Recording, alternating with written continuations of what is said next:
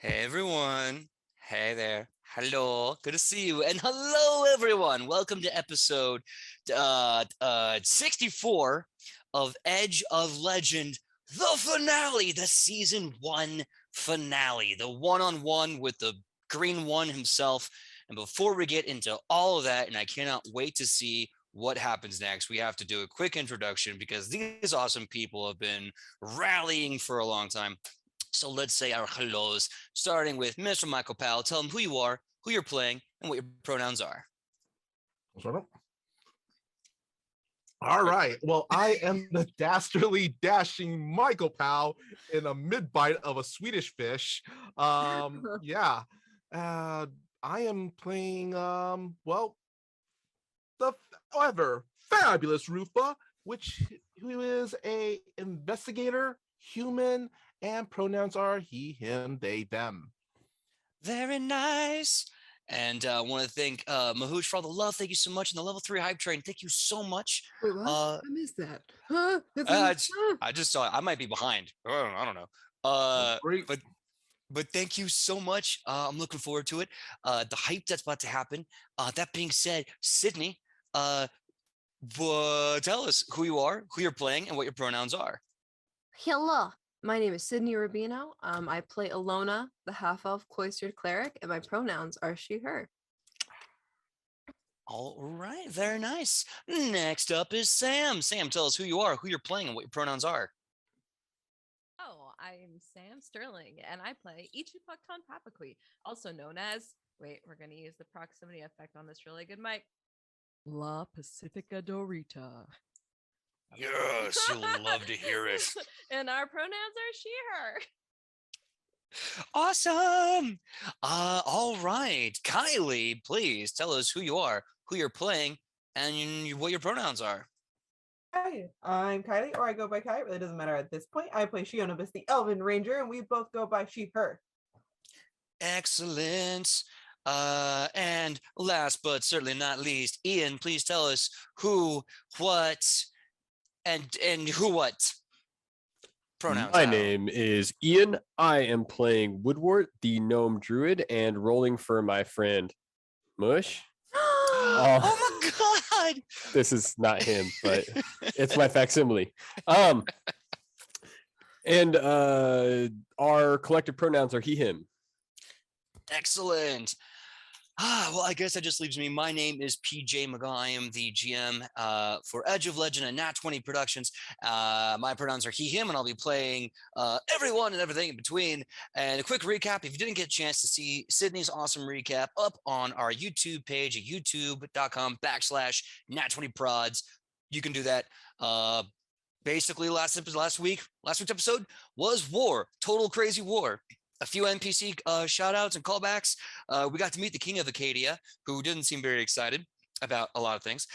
We got to meet the Mouth of the Emperor, Wei Jutong, as well as many more heroes of the Shin Army, Asmakon, the entire Triumvirate, Suzuku, Nubia, Mycena, the whole bit. And Larian Voss decided to chop a boat. He chopped a whole damn boat down and summoned a dragon. It was a really cool episode. We're done with this. Go watch it. Too much awesomeness to really get into. And I just want to say, holy crap, and thank you so much for level 5 hype train. Holy crap. That's amazing. Thank you so much. I will refocus. So while the War of Five Nations was happening, a commando unit was basically placed behind the Red Rock Tribe's air combat so they could sneak by and get on the floating castle made out of a giant dragon's corpse, the castle on its back. And this is where we're going to start today's episode, the final episode, where it all began in a tiny little quarry town on the top of a large cliff face overlooking a beautiful sprawling ocean, the little town of Cobbledale. On a perched hill, you find yourselves on the back of your bats, maybe your own griffin, maybe another aerial creature. If you want to say it right now, please let me know, because I will not. I will put you on a bat regardless. And as you're there, you see the first Jeremy you ever met, who's not asking for money, but he is standing proud with a nice salute. even though it is very clear he has never served. It's fully gone like this. And I smacked myself in the head with my own ring.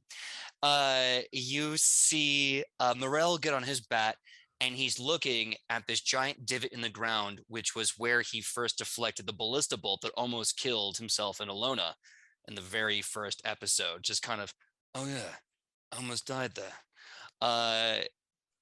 The Bun Boys are out with their cats and a bag of buns, and they're just saying, when you get back, because you're getting this whole bag of buns for yourself. Everything you like, the raspberries, the straw, the oranges.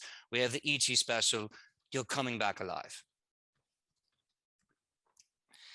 And with last second goodbyes, the bats screech as the wings unfold and the wind takes you. In the early misty morns, you take flight. It is chilly. The winds blow through your bones like arrowheads. Your blood becomes thin and almost feeling it rising through your skin as the goose pimples become like sandpaper. And as you start rising into the sky, you start seeing a flying V of the Thoktokain, the Red Rock Riders, forming a protective barrier around you. And as they ride, they're kind of swinging their axes, ready for war. And then, like a hammer meeting an anvil, war comes too quickly. With a giant screech of a griffin and the scream of a dragon, there's a collision. You see immediately the front is taken out as the two go into a dive bomb. The riders smacking each other with their weapons until one kicks off and they break in midair and circle back to the top. And once they do, it's a dogfight. It's finding angles, it's cheating the numbers and finding out how you can live one more day in this hell in the sky. Because as the old code says, no bullets fly, which is why you must. And as they come, more dragons pound, and the Red Riders are just doing what they can to chop them like trees from the flesh of the sky. And as they pummel and pound through waves of dragon people long forgotten, eventually, Takaro Ice goes back to the front and he screams behind him, "We got it open. The window's there. It's all on you. Good luck." And with that, the entire flying V breaks off, opens up. You fly through as fast as you can, and over your shoulder, you can see the dogfight now in full effect as hundreds of griffins are slaughtering and being slaughtered by hundreds of dragons, screaming battle cries left and right. You see riders jumping off their griffin to just hew a dragon in half and hope that they can be caught by their bird before they land into an absolute death. And as that image gets lost in the morning haze, you suddenly come into view of the corpse dragon castle floating in the sky. Despite its garish appearance, up close, it is rather immaculately built. You actually see a landing pad with a kind of marble floor pattern that's cut up in little panels, carefully put and mortared to almost look like this gorgeous walkway. And when you land, you see armies of goblins and hobgoblins screaming in panic, grabbing everything they can, not even paying attention to you as they are evacuating the castle. And you can hear them screaming, "Who here speaks Goblin?" Ichi. You hear the hobgoblins screaming, saying, "Anything that's not bolted down, pick it up, put on your back. Let's go, let's go. We got orders. We're not here forever." And the little ones are just screaming, "Ah! Ah! Ah!"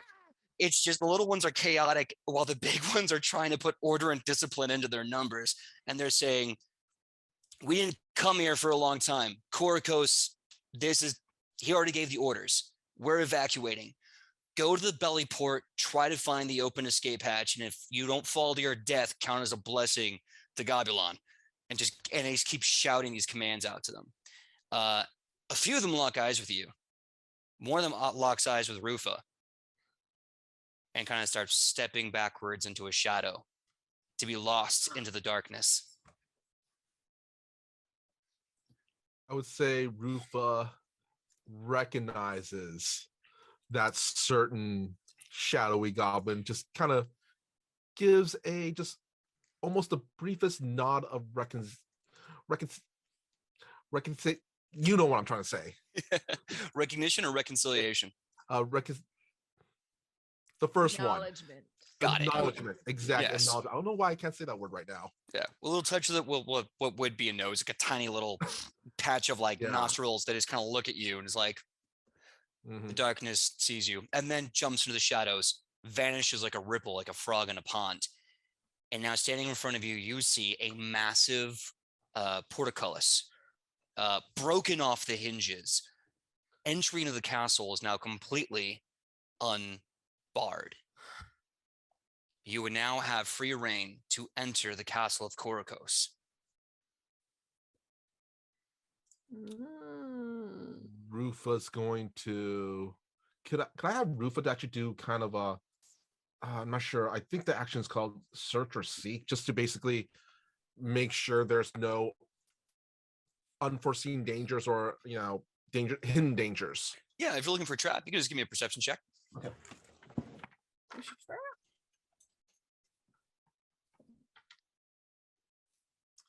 That is okay. I gotta do math. Plus 12.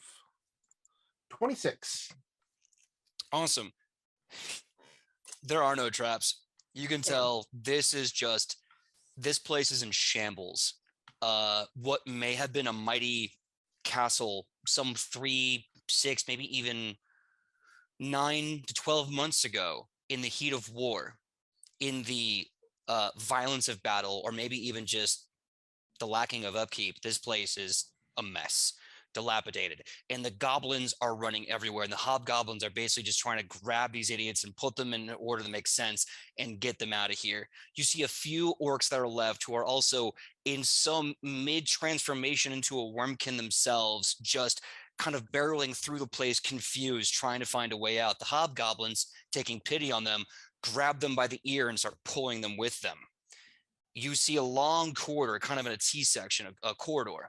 The corridor seems to have many doors and windows leading to different locations. They're all a mess. The only two that seem to make sense to you is one at the far left and one kind of in the center right.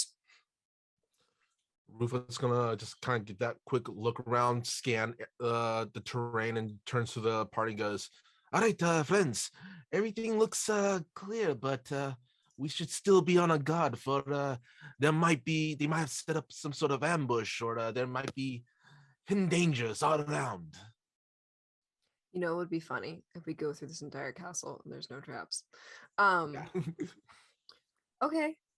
Okay, so amongst there's just nothing but chaos right now, right? Just That's all right. chaos. Okay. I'm just gonna tiptoe. I'm just gonna tiptoe through the hallway. Because she thinks that she's sneaky, but she's very not in her bright white robes and her no sneak skill. So why don't we just go through the most obvious door? Yeah. Thought Can door. can I roll a perception check to figure out where the goblins ran out of? Which door? I'll give you a choice: perception or survival.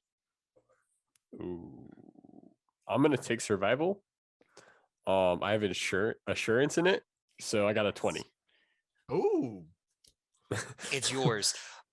So you start to realize the better task is looking at the hobgoblins. They know what they're doing. The goblins are on pure id, on pure panic, and it's hard for them to really focus. Once the hobgoblins grab them, like, no, follow me now. You see, they're not going to the center right. They're all going to the left.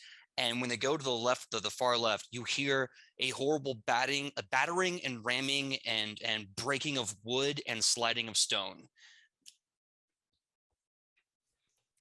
And we're trying to head into the place that it looks like they're breaking into.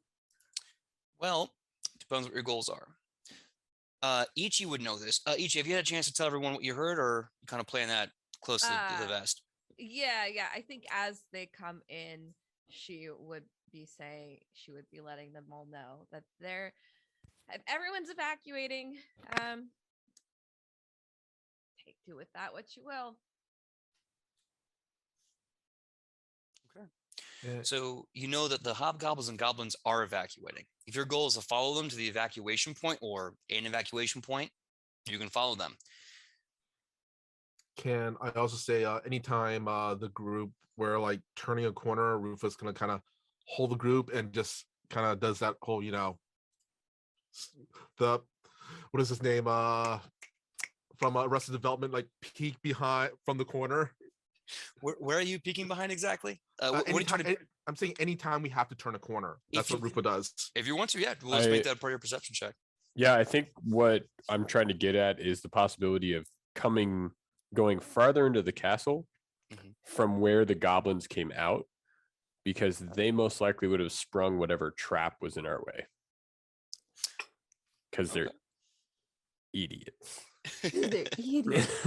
Most of them are. Most of them are. Most of them are. You also know a lot of extremely brilliant goblins Yeah, whose it has never that is true. overpowered them. So, but I will say that Although they have one less boat. They do have one less boat, and that's for the best. That boat sucks.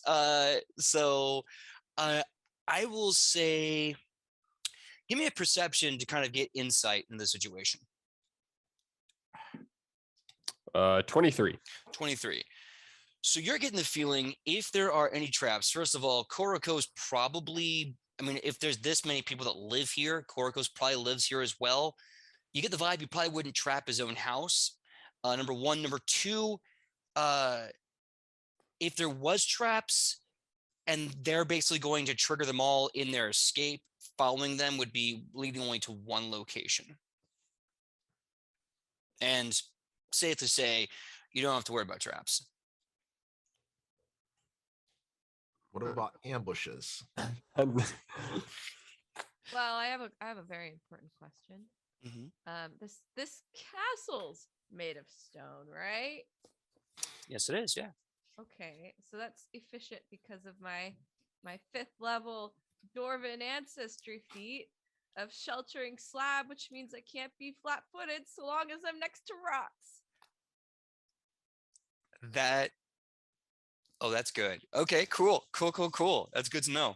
Nice. All right, so the question is, where do you guys want to go? Do you want to follow the goblins and hobgoblins to the left to what you believe is pretty much the escape point, or you want to go to the center right? Center right. Okay. You go to the center right. As you do, this is very obvious. You can see it kind of bending down to a long corridor and then another long corridor, and it just seems to be this kind of nice long series of bends. You can hear very clearly orcish voices, their voice warbled by the wormkin mutation they seem to be going through. Anyone who speaks orcish would know they're saying that Korikos has asked for everyone to abandon ship, and he's having a meeting with the Green King right now. And they're all like, so we need to go. He kicked us out. The Green King is here. But we should be with him to meet the liege. He said if we were there, he'd kill us. If we want to live, we're not going to watch him with the Green King. We need to go to the escape point. And they even look at you kind of as they're sauntering by, and they just kind of just dismiss you and bump past you in a panic. While we're walking towards where they're leaving from to find him and interrupt his very precious meeting, can I do like an Arcana check to figure out why orcs are transforming into wormkin? Absolutely. Cool. Yeah, let's address that. Let's figure out what's going on there, because that's freaking weird. Oh, yay! That's a 28. 28. Uh-huh. Okay. You know how sometimes when you get a ball of yarn and you get a little piece of thread at the end of it, you start pulling at that thread and the yarn starts to roll and the thread gets longer and the rolling continues. Your mind remembers something and then the rolling just kicks off. when you fought Leontari on the boat of Mangelmaw, you remember that Leontari blew green fire into Morel's face. An acid fire that almost killed Morel.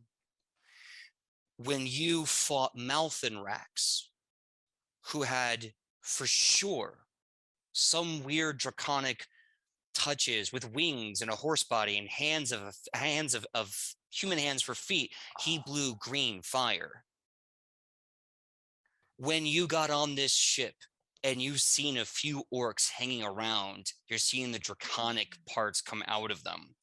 You're starting to realize this entire time, since the beginning of Korokos's World War invasion, dragon DNA has been put into different parts of the Green Army, starting with the super units, starting with his super horse, and then the orcs that were left over.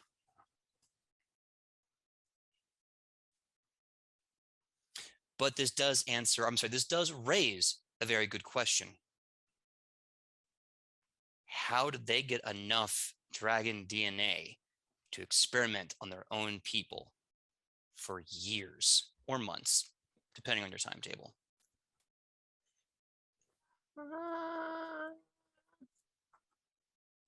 That was a great question. It's Detective like- Alona is on it. Yeah. Are you sharing your thoughts with everybody? Oh, for sure. Great. As we're sneaking to the room. And since Alone is sharing it to the class, I was wondering, can I use one of my new skills to investigate that lead? What would the skill be? There we go. Arcana. Yeah, you can make an Arcana check, absolutely. Oh my gosh, that's right. The investigator should be on the case. And it gets a +1 because this is absolutely related to the Green War. Exactly. All right. That needs to be a shirt. Do I get a +1? Oh, that definitely needs to be a shirt. Do I get my a +1? bonus? And on the back, it should say, "Do we level yet?" Right. That I got a 30. 30. Okay, so I was gonna aid, but I'm just gonna set this back down. You know what? Aid, Just like- aid. Right. Make a crit. Let's make it a Well, crit. no, I can't I can't do Arcana. I was thinking about it, but I was gonna try to come from a nature perspective. But I imagine like in play though, your aide is like he's like doing his big brain moment and and you're just like, good job, buddy. right, You can do it. Oh, see, right. I see him, like Woodward's looking over his shoulder, like, you forgot to carry the wine. I grab a towel from my back pocket and like dab his brow as he's just sitting there. It's like that's actually a typo. I love all of these. I'm just say you go into your mind palace, and while he's having this super fast mind palace, it takes only 6 seconds to get deep lore. There's Woodward just dabbing his brows, going, easy now, buddy. Don't need to make you break the axle just to make the carriage go faster. Woodward reminds Rufa of the errata. Okay. So you enter your mind palace. You critically succeed on getting this knowledge. It stands to reason that the only way they could have gotten this much dragon DNA was from a dragon. However, because only one color has been seen manifest within the Green Army, you can safely assume it has to be only green dragons. But who the hell would find green dragons enough and also keep them around to extract this much DNA out of them? The more you start getting answers, the more questions you find yourself having. At the end of the day, the only thing you can come down to is this one simple statement. Green Pepe Silva. dragons have been involved with the Green Army since the very beginning. Mhm. And Pepe Silva. Pepe Silva. Just sit there. Okay, Pepe Silva. Let's talk about Pepe Silva for a minute. But yeah, Rufa's gonna relay all this to the rest of the class, and so there has to be a dragon somewhere. Does anybody know of or heard of recently a dragon that was subjugated or anything a big hoopla about? And I'm also gonna say I will aid someone's next roll on this. I don't want to put too much on this, but we're on a dragon right now that's got a castle on its back. And it feels really easy to just dig up a piece and, use whatever. Hell, who was that guy? We didn't take his boat. He was into all sorts of experimenting. There's nothing to say that he wasn't a part of taking this green dragon from under our feet and sticking him in them orcs. Yes, Edward, you make a very good point. And I believe that was a fellow named Megaw. Yeah, there we go. That's it. But I mean, shoot, this thing's still flying, held up by some sort of magic, but there's enough of it exposed that a lot of its skin, anything else they could get a hold of, could have been used on these orcs. True. If Rufa would have to make his best bet, it does sound something along the lines of some sort of perhaps a necromancy, maybe? GM? No! Is the Green King a Would that be a lich? good, I'm sorry, what was the question, Michael? I mean, I was gonna say, would that be a logical guess along what we've all experienced and seen? Maybe necromancy at some point? It is a Magic. giant leap to go from DNA to necromancy. And if there was a necromancer in the Green Army, you would imagine by now you've heard of them. But yeah, no details, no, nothing else. Well, if anybody has any other better ideas or theories, please share them with the class, because it would help get to the bottom of this mystery. Well, when in doubt, we could always just walk into the room and ask. True. I Jonas read is gonna in. start walking. Yeah. Yes, Friend sir. Jonas, before you go, perhaps Jonas go on our own, but I could aid our friend Jonas here with a sudden spell, and Rufa takes out a little scroll. So Jonas, so Kylie, you want to become invisible? I mean, sure. Why not? All right. So Rufa's gonna unravel that scroll, and out of character, trick magic feat, cast invisibility on Jonas. All right, make the roll. What school of magic are you casting it from? Arcane, so it'll be Arcana check. Okay, so you have to make an Arcana check, and that's what level spell is that again? I believe invisibility is. Let me just double check. I have to check a lot of stuff now.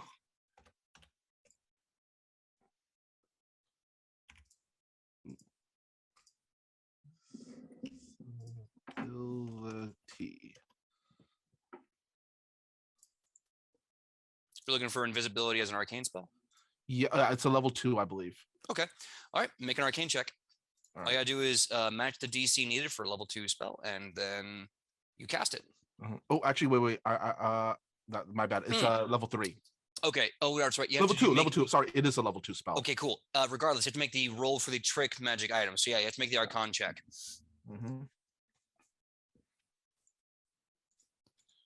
Plus my Arcana, which is, I got a 28.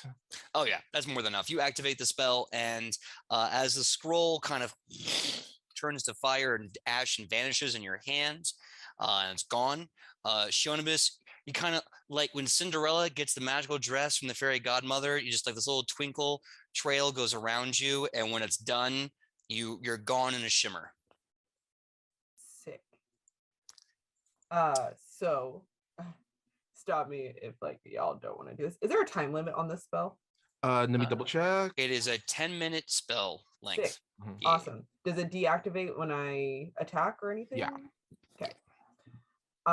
So if you guys want, my thought is, I'm gonna bust through that door, invisible, fire an arrow. He's gonna come running after me. You guys be in hiding. I'll lead him back to you, and we ambush. Might Rufa make a quick suggestion? For as long as you can, maybe eavesdrop a bit and get some information and then attack, and we'll do the thing. Yeah, that was like the first goal, and then Okay.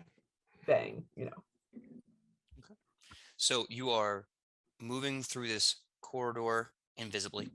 You finally get to an end of the corridor, which you can feel goes into a massive room, massive, almost a 150 by 150, perfect big square with vaunted high ceiling. And there is this kind of beautiful keystone archway to get in. And you hear immediately two voices in the middle of a conversation. And the first one says, "Korokos, you failed me, you buffoon. If by any chance the chosen one is here, then everything is forfeit. I do not care. If this chosen one is here, I will kill them myself. And yet, you go on a battlefield, knowing full well that no matter what happens, you will die today. This will be my best day. I will die. Terrifically. Violently. I thank you for this gift. This changes nothing about Ramaga's day. The prophecy of Ramaga's day still holds up. And if our plan is to not come to fruition, then all will be useless and all will peril. I do not care about your end of days prophecy. I don't care about Ramaga's day. I came here for one purpose, to fight a war. I am fighting a good, violent, terrible war. I was wrong to trust you. No, you are perfect to trust me. You just have bad taste. Fine. This has been a wasted effort. Goodbye, Korokos. Your king bids you adieu. And you sense a heavy pause. Do you wish to peek around the corner? Or are you going to go back and tell everyone what you just heard? I'll peek around the corner. Okay. As you peek around the corner, invisibly so, you see Korokos, now healed of the mutated malady that Sun Wukong put upon him. But he is wearing only his pants, this war sash, and greaves. He's not donning his full armor. And embedded into the ground is that massive greatsword spear of his. And he is standing, arms folded, looking up at this 10-foot tall man made of green, emerald green armor. You can't even see actual skin. It just almost looks like a hollow piece of armor with a helmet. And on the helmet, you see this crown coming out, this gnarled golden crown, and a long cape. And this giant portal behind the armor. The armor stands looking down at Korokos, who stands up, not giving a single orc crap about what this guy has to say. And then eventually the Green King just kind of looks down with his helmet, looks up, and you see his head kind of duck as the suit of armor falls into separate pieces, and the portal vanishes. As the portal vanishes, Korokos just starts to sigh. And he starts to pray to Gorm. This is gonna suck if you're praying, but like, screw it. I'm going to dock 2 arrows. And just like center myself. Quick prayer to Anubis as a hey homie. Today's the day. And she's gonna fire. Okay. And I'm using my Ring of Troll to not take penalties for that second bow. Okay. You also have 1 hero point. I That's just want to true. remind you of that, It's true. just in case. Okay. And chat has I don't know, but probably a lot of That's like hero points as 12. well. Watch to just burn them all in this one shot, and it's gonna be 9:30. And Okay. I am also using my precision. Okay. Oh, that's all 3 actions. That's all- Okay. So as you pray to Anubis, you dock the 2 arrows, you pull it back, you activate your ring on the second shot you said, correct? Yes. Okay. So he is unaware of your location. You have a +4 to hit with these shots. And he is considered flat-footed. This sucks for him. Would I this need you also be a stealth attack? It would be considered a sneak attack, yes. Cool. 100%. Okay, let me grab a D6 real fast. Roll to hit first. Because you have Shog for the second hit and you have a hero point for this. But if you botch all 2 of those. That's a 32 to hit for the first. Okay. And I'm going to use a hero point. Okay. That was a 1. Okay. You don't have to use a hero point. Remember, you said you were using the Ring of Shog on that second shot. That's right. So this can just be a regular roll again and see what's up.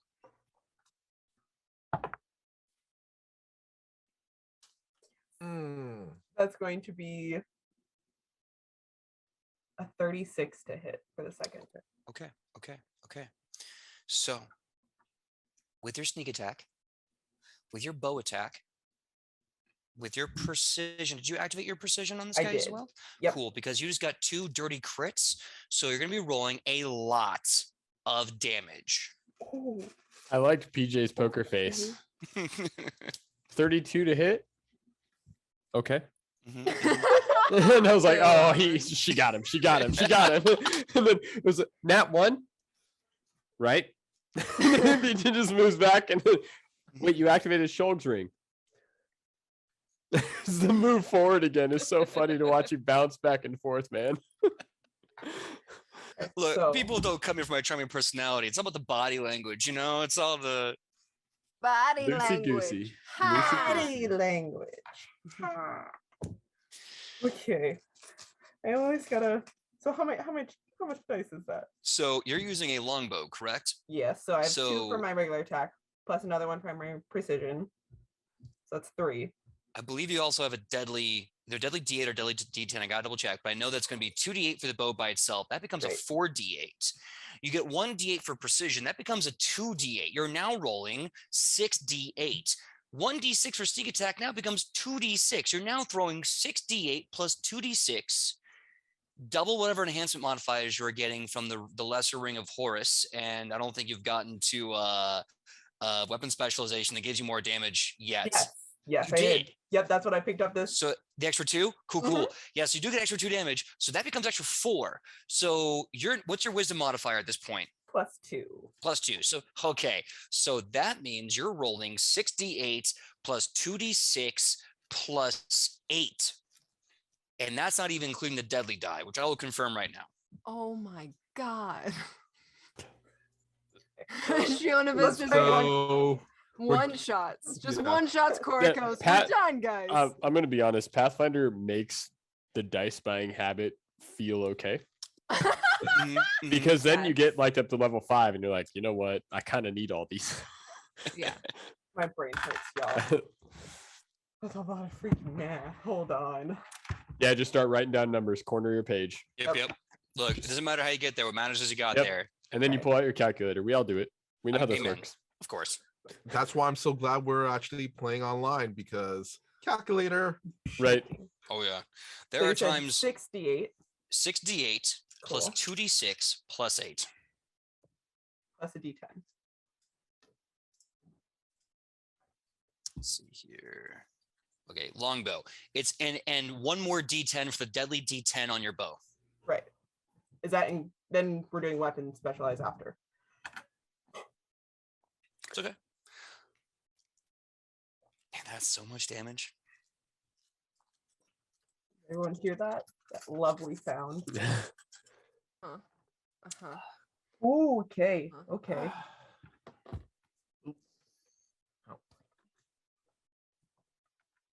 If Shionibus one shots him, she just gets to walk in and be like, "I am your god." Like just goes down the entire train. Just like, I am the avatar of Gorb. You just a bitch. Like, Yeah, right. Just I screaming have her. heard your prayers and found you wanting. yes. You are the avatar of Gorm. You are Gorm at that point. You know Oh. what exists in the advanced player's guide? Because I'm always looking for one of my favorite things inside of this that Mhm. Shionibus may need. Mhm. The Bow of the Wild Hunt made its way into Pathfinder 2E. That's such a good bow. So we're currently at 49 damage. What? Hmm. Okay, 49 damage.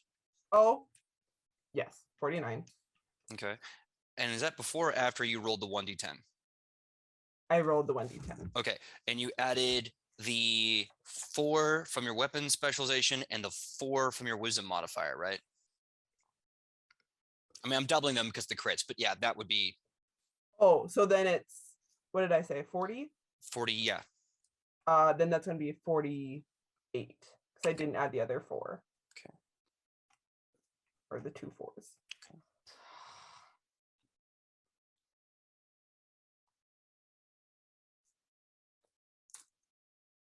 $44, not 48. Sorry. No, 44 now. you're Okay. there. Okay, 44. 48? Okay. Yeah, no, you're there 48 Okay, because 48. it's both of 4s. Right, You you're didn't right. add both of them. So yeah. Right. So you draw arrow back. You fire them in such quick succession, but by the time you're done, you almost have this adrenal response where your adrenaline glands are just spiking the base of your brain, and you just forgot what you've just done. You go doink doink, and you're like, "Wait, did I shoot 1 or 2?" In all the confusion, I kind of lost count. And as you shoot the 2 arrows out, it's not until you refocus that you see the fletchings of your arrows twist and spiral and serpentine in air, and you see Korokos on the ground just praying. Well, he doesn't pray like that. He mostly just kind of prays like just kind of up and out. And the arrows just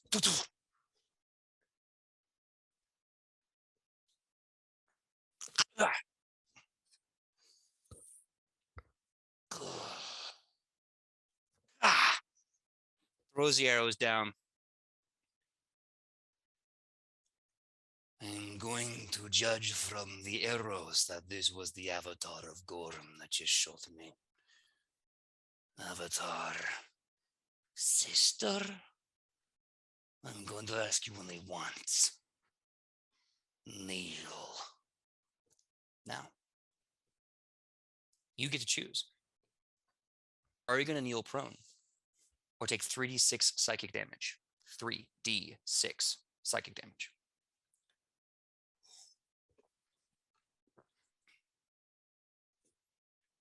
I'm going to take the 3d6.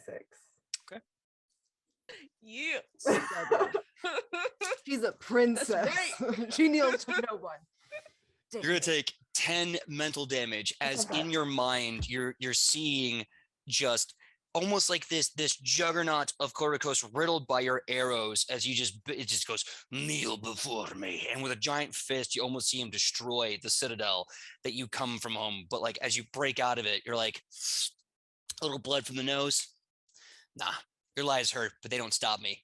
Now, he has not turned to look at you. He is just saying this out loud in this empty room, which you can now see full. They're almost like this like raised platform into like this giant circular dais where the portal once was and the Green King once stood. There's this kind of crystalline dome above him that almost looks very temple-like.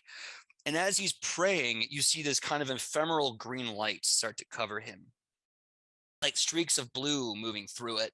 And he just continues to pray. And he's just quoting the 5 tenets of Gorm from the Gospel of Scars after you have taken the damage. And you can just see his hands slowly curdle into fists. Do you want to stay here or do you want to run? Because you are all alone, we should say.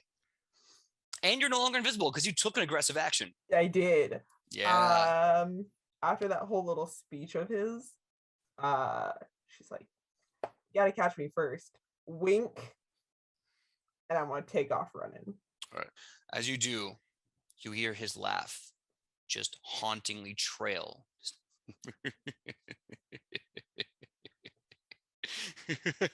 Run, little rabbit. Go ahead. Go find your friends.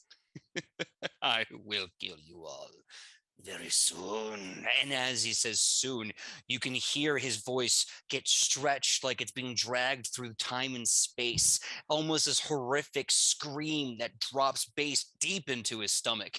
Something is happening to him as you run away. Gross. I'm just continually running through the halls, hoping that I will find my friends. Yeah. And let's, by the way, did any of you move when this was happening? I think we're all in the back. Like, so what's taking Chonobus so long? Like, oh, what did you have for dinner the other night? You know, She's it's like- kind of.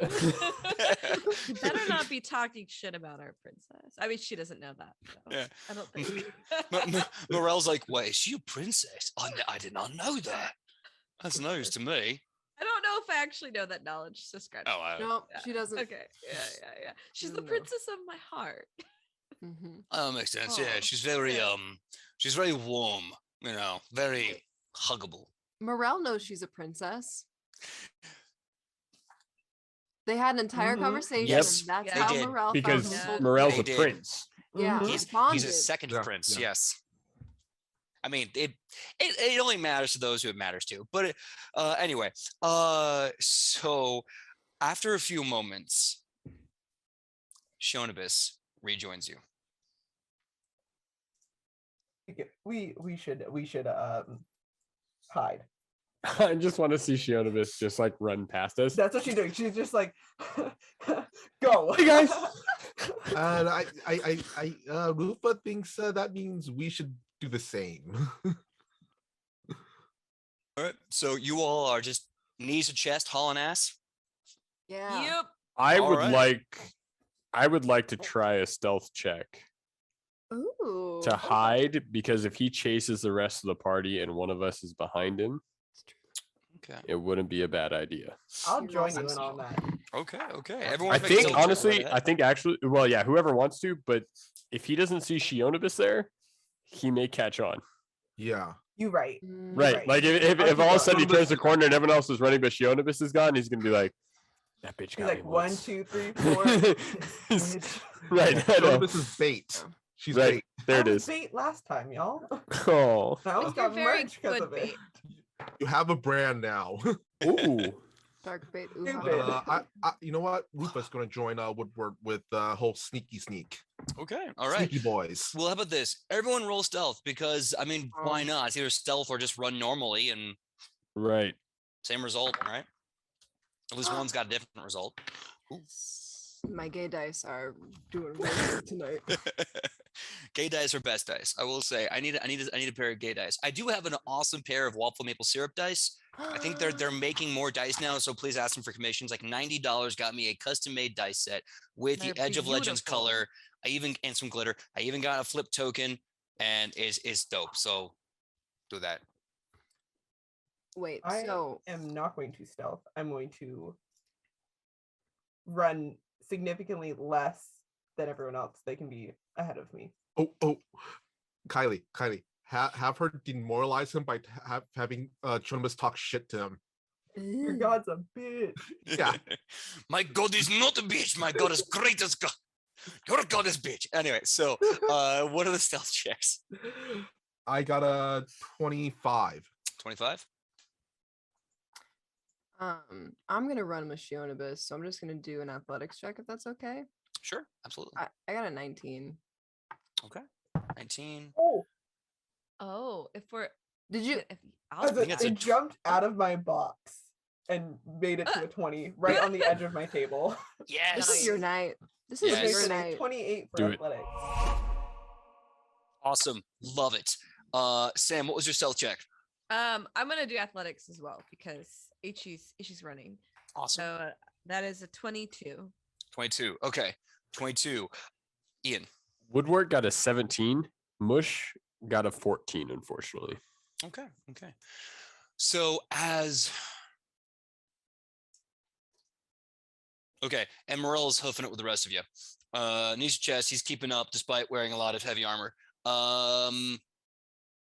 So with that, the two stealthers, obviously, you kind of, well, three generally start kind of falling back a bit. Everyone else gets a lot of distance. And you start huffing it and you're running and you're running and running. And eventually you get to kind of that center point. The two people who are stealthy, you suddenly see what looks like Korokos, a little bit, starts running by. You see him turn to you, looks you dead in the eye. He blinks, and as he opens his eyes, you see two rows of eyes on his forehead open up to look at you. They're bluish, they're covered in scar tissue, and they're just staring you down. And he just smiles, and he just says something in Orcish. You don't speak Orcish, right? Okay. So he's kind of says something in Orcish, and then just keeps running. And then you realize something. You're like, wait a minute. I thought I saw he was running with two hands in front of him. What the hell is trailing behind him? Eventually, the others break out into the center area.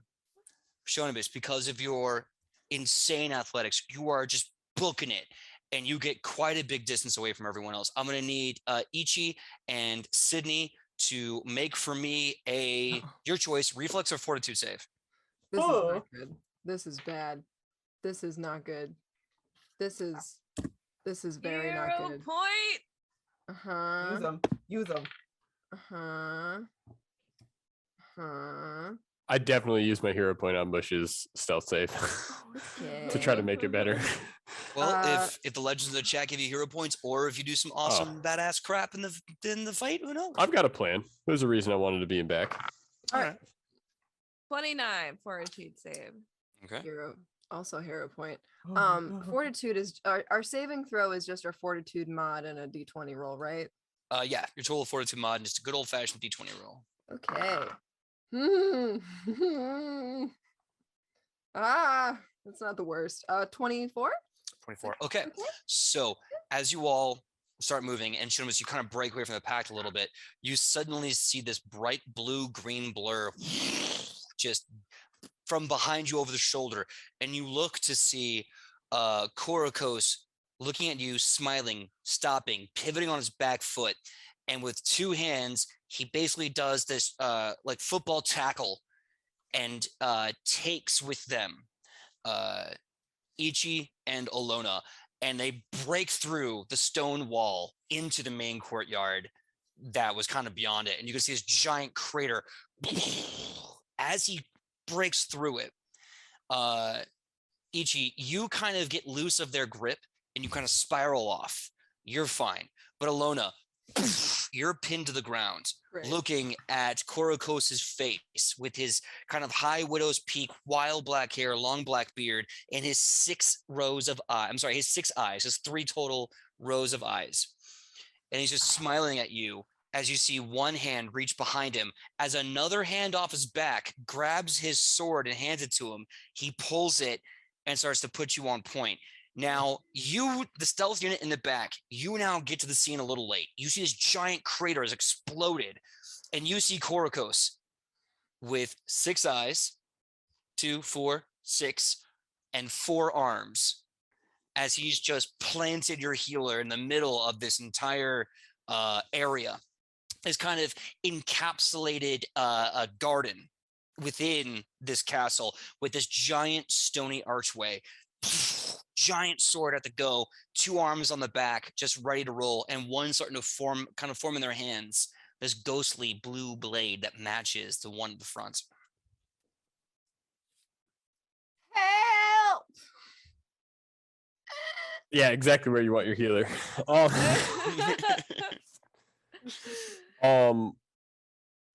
I think showing up to this scene, Rufa, you hear Woodward under his breath. Well, there's no time like the present. Give me time, Rufa. And he just sits down and plants his backpack in front of him and just starts pulling things out of it. Okay, friend. All right. Let's see what can Rufa do? Can I just do an action, or are you rolling initiative, or what? If you want to, give him time You can give me a diplomacy check to blather. Okay. I was going to use a scroll, but all right, let's do that instead. All right. Oh, not a 20, but very decent roll. Okay. All right, let's see. And this is, I'm going to add the bonus for Green War. And let's see. Diplomacy. Oh, wow. Yeah. I got a 33. Okay. I rolled a 19. That would okay. So what do you say to Korokos as he has her pinned to the floor, alone up in the ground? He's got the blade of the War King ready, and it will not take much for him to probably just run her through. And he's just saying, "Oh," as you're talking to him, you suddenly see in the back of his head, almost like this ghostly second face of his, looking at the back of his head, looking at you, going, "Yes, liar, please stop me from killing your pacifist." First of all, it's only lying if you get caught. And second of all, you get your hands off our Alona, tall, dark, and mutated. Mutated? No. I am perfect. I am the first great son of Gorm. I am his glory. Those bastards, those heretics over at the Grash said that Gorm was dead, but I am proof that my father lives, and I will show them that you will say my name when you pray to the skies. I just realized I could use. Finally, this is a great chance to use a feat that I got at level 3 that I never used. I could use Bon Mont. Bon Motum, you catching him monologuing already. All right.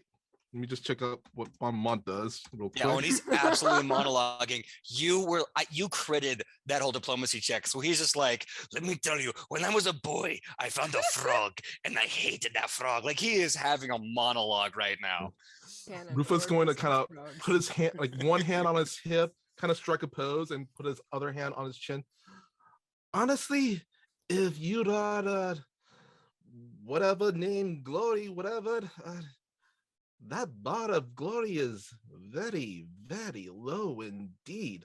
Honestly, if that is glory, Rufa, honestly, rather face Valiant instead. So Korokos, who's got Alona by the throat, you see the blade rise a little higher as it hands the sword back to one of the hands on its back, who takes it and points it to you. And he says, "Are you going to kill me, liar? Or are you just going to sit there and do the mouth talk?" Once again, it's only lying if you get caught. And everything Rufa has said thus far is the truth. You are a failure. Everything you touch turns to ash. Honestly, this entire plan, this entire little war that you have thought up of, was doomed to fail at the start. Oh, must be quite a disappointment. And I'm from Shin. And Rufus from Shin, he has seen disappointment. You have just taken Korokos to the next level. He releases Alona in the middle of this garden square and then fully hands the sword back to his main hand and turns to you, calls you by your real name in front of at least Alona and Ichi. And he, correct me if I'm wrong, please. He goes,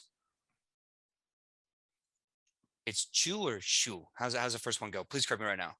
Actually, I need to look that up. Go ahead. It's been a while. It's all right. So he looks you, calls you by real name, and he says, "If you dare mistake my war for failure, then you have no idea what I am doing. All I touch doesn't turn to ash, it turns to rubble. By the time you have met me, I have already won. And you will know this when I peel your insignificant meat husk off the edge of my conqueror's blade. And I will throw you out like trash. Now you come and kill me like a man, or you talk like a liar. And he starts walking slowly over to you, Terminator style. He wants to kill you. Ichi, let's go. Yep, You and me. I'm going. I'm just taking this opportunity to kick some ass as hard as I can. Yeah. Rufa's going to, with one hand, just takes out his chain whip and kind of just let the chain part just fall to the floor and have that drag. You know how that chain sounds when it's dragging against stone? Mm-hmm. Really annoying. Mm-hmm. That's what Rufa's gonna do. And also with his other hand, he has a scroll. Flips it open. Okay. Oh, you want the fight, do you? Also, I see. Did that crit success on a Beaumont give that -3 success penalty to perception and will saves for a minute? Yeah, he is so focused on you right now. His perception and will is completely flat-footed. All right. I am going to. Can I use the scroll? I will say, I think what we're going to do right now is check in on Woodward because he's been preparing an action this entire time. And as Koroko starts coming up to it, he says, "I would like to kill first the name Rufa. This name, Dance Master, is no more. I know you as the Eighth Pillar. I know you as the Emperor's Inquisition. I know you as Chuin Fan. And I will kill you as such. Because you may live a liar, but I will kill you as a true believer." And as this happens, Woodward, what are you looking for? I'd like to roll a crafting check to use my alchemist's dedication. Of course. Twin Shui. My bad. Twin Shui. I got a 24, which I needed to roll higher than a 15 to run for the alchemy.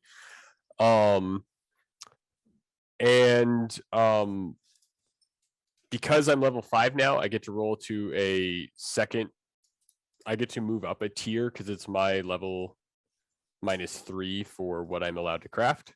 Mm-hmm. I am going to craft a lesser feral mutagen. Okay. And then I have to use an entire turn to craft it. So on my next turn, I can take it. Okay. I will definitely say this whole diatribe of Korgo's coming up, calling Rufa by name, Twin Shui, and saying, like, I knew you was the Eighth Pillar and I will kill you as an honest man because I will not respect you as a liar. That entire, like, Mori tete-a-tete is enough time for you to make this potion and take it. Woodward looks down at Mush and says, "Okay, little buddy, bring me back if needed," and just downs this potion. Okay. And then immediately, because it's one action to turn, I immediately use my focus point to turn my wild shape into a bear. Okay. So as you go to what I can only imagine is the equivalent of Druid Super Saiyan, so you see Korokos like just stalking Rufa, who's got the whip and the scroll, like in this really awesome Errol Flynn fencing pose, ready to dance. And then suddenly you just start growing and mutating, and like spines start busting out of you as your claws start getting bigger and serrated and jagged, and your teeth grow an extra row of teeth. And Korkos is looking at you and he goes, "This is going to be such a good day."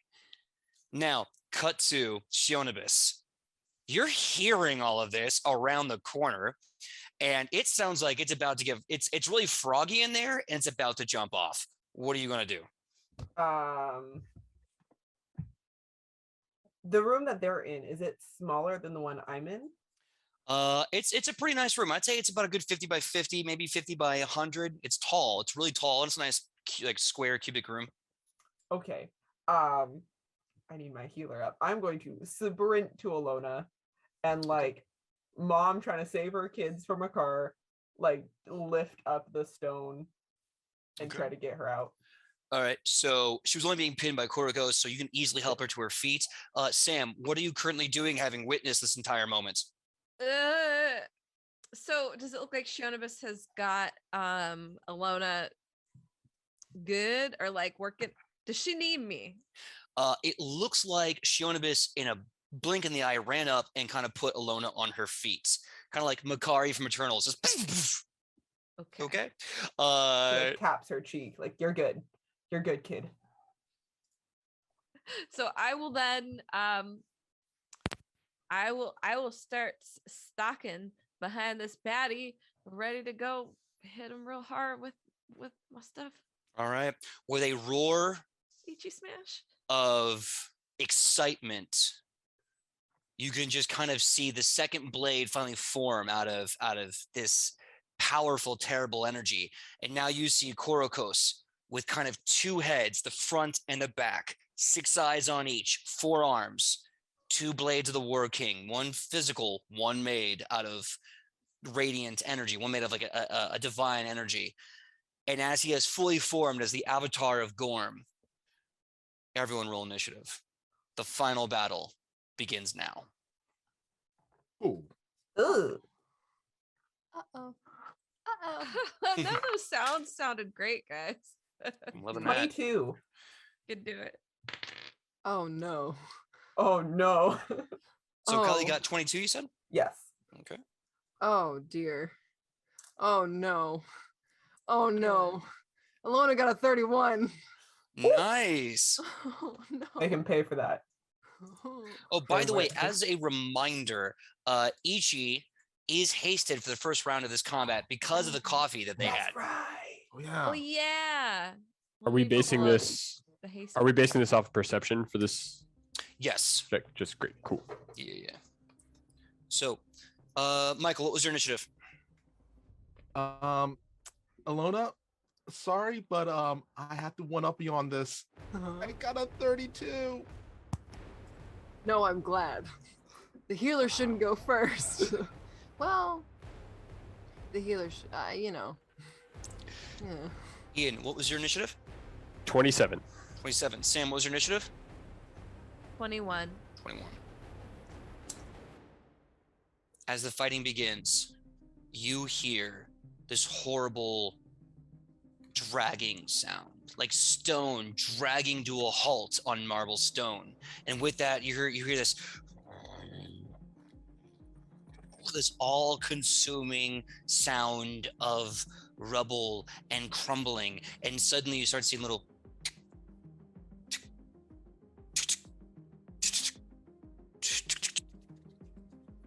dropping from the sky. Stone is breaking off from the stone infrastructure of the stone castle on the stone corpse of the stone dead dragon. With the Green King gone, it appears that this thing is dismantling in the sky.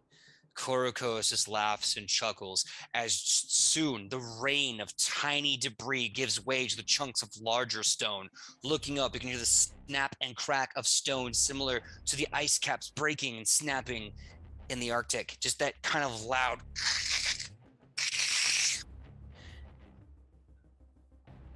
In the first round of this combat, you will be pummeled and pelted by the stone breaking from the ceiling. Korokos has to make a reflex save because he has a 34 in his initiative. Suddenly you see this giant rock break from the sky and start to land on him. He dead stares you all down with joy, and with a quick swipe of his wrist, it breaks in half and falls around him. And he just smiles. Nini. One action, smite everything. Second action, rage. And with one action, he goes to strike at Rufa. Die. And he swings his sword at him. Okay. Does a 29 hit you, Rufa? It does? Okay. Okay. What's your AC? You're muted. 23. So it's not a crit. That's good to know. Okay.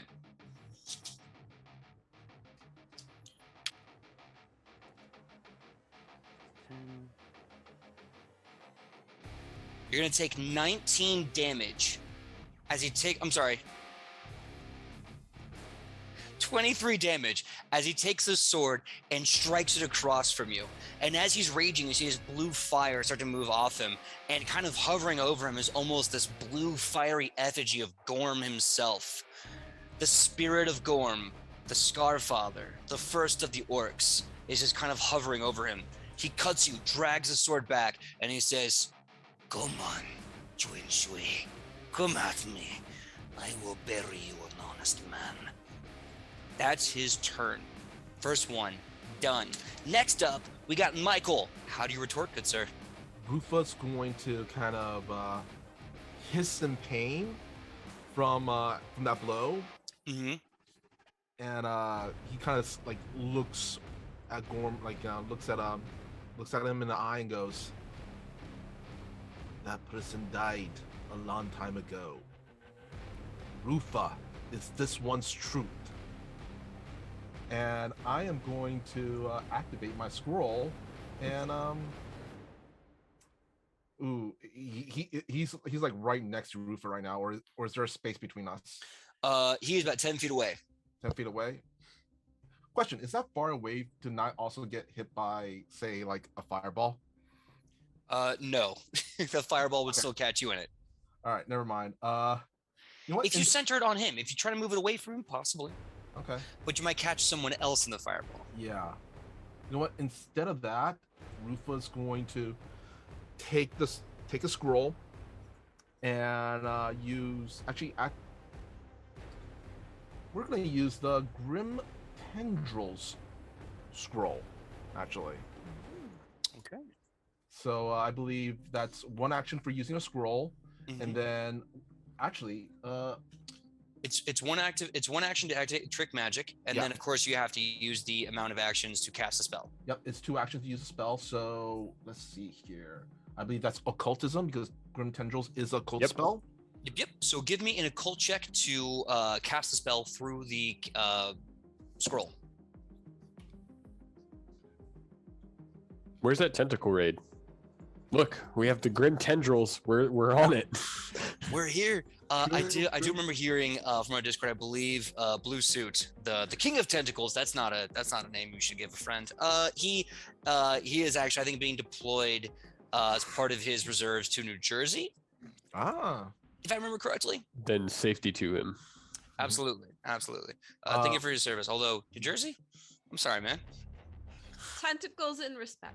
First of all, hey, you're talking to a Jersey boy here, technically, okay? Look, I'm from DC, okay? I know. I look over the water and I see all of y'all. But anyway, I got a 27 on that. That'll activate the spell. Absolutely. Yeah. And I believe they have to roll a saving throw fortitude, or get half damage, I think. Right. What's the DC to beat? I believe it's just basic fortitude. So it would be, let's see here. Double check. What's your charisma modifier? Charisma modifier is 4. Level 5? Yes. Okay, got it. So I'm rolling damage now, right? Hold on one second. Okay. He has a 24 save. So yes, you can roll damage. If you want to do full, and I'll take half or whatever. We'll go from there. Okay. Let's see. Let me roll. I gotta roll 8d4. Oof. 8d4, and they also take 4 persistent damage as well. It's on a successful save. Did they save? With the 24, yeah. Oh, okay. Then I believe they only take half then. Cool. So we'll do the 8d4. No problem, because I got to take that in half. Okay. So 2, 3, 4, 5, 6, 7, 8. That is a 27. 27 damage. Yes. Okay.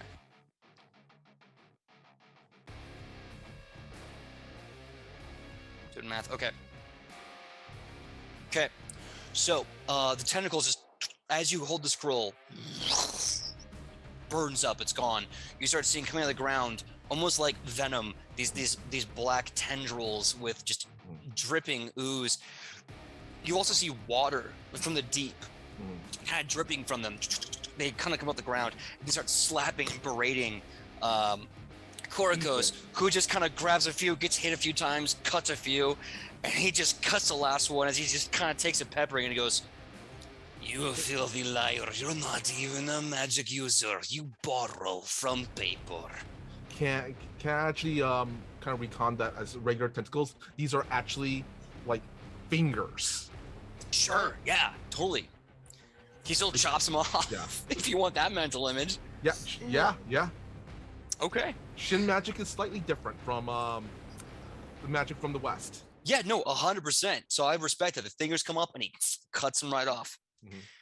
Next up, we have Sidney. Oh, I didn't. Oh no. I was so distracted by finger tentacles. Oh, wait, hold on a second. Before we do that, Rufa, I'm gonna need you to make a reflex save. Oh, okay. As a giant chunk of rock breaks loose and plummets on top of you.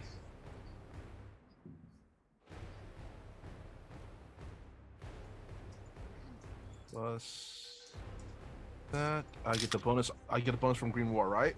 No, it's a reflex save, not a skill check. Then that's a 27. Cool, you succeed. You take half of this damage. Okay. Second one I find. I already got what I need. Okay, so giant rock breaks from the sky. Let's see, 12. You take half of 13 damage as this chunk of rock, you try to jump out of the way in time and you're clear enough, but it still hits you in the small of your back and it hurts really bad. Round it up or down? Let's round down for damage. What are you talking about? 6.5. Let's make this complicated. That 0.5, that's where it gets you. That being said, Sidney, before your turn, I need you to make a reflex save. Oh, son of a beach nut. As another chunk just breaks from this to come down upon you. Reflex save. Reflex Woodwort save. should totally use that as something. Oh, son of a beach nut.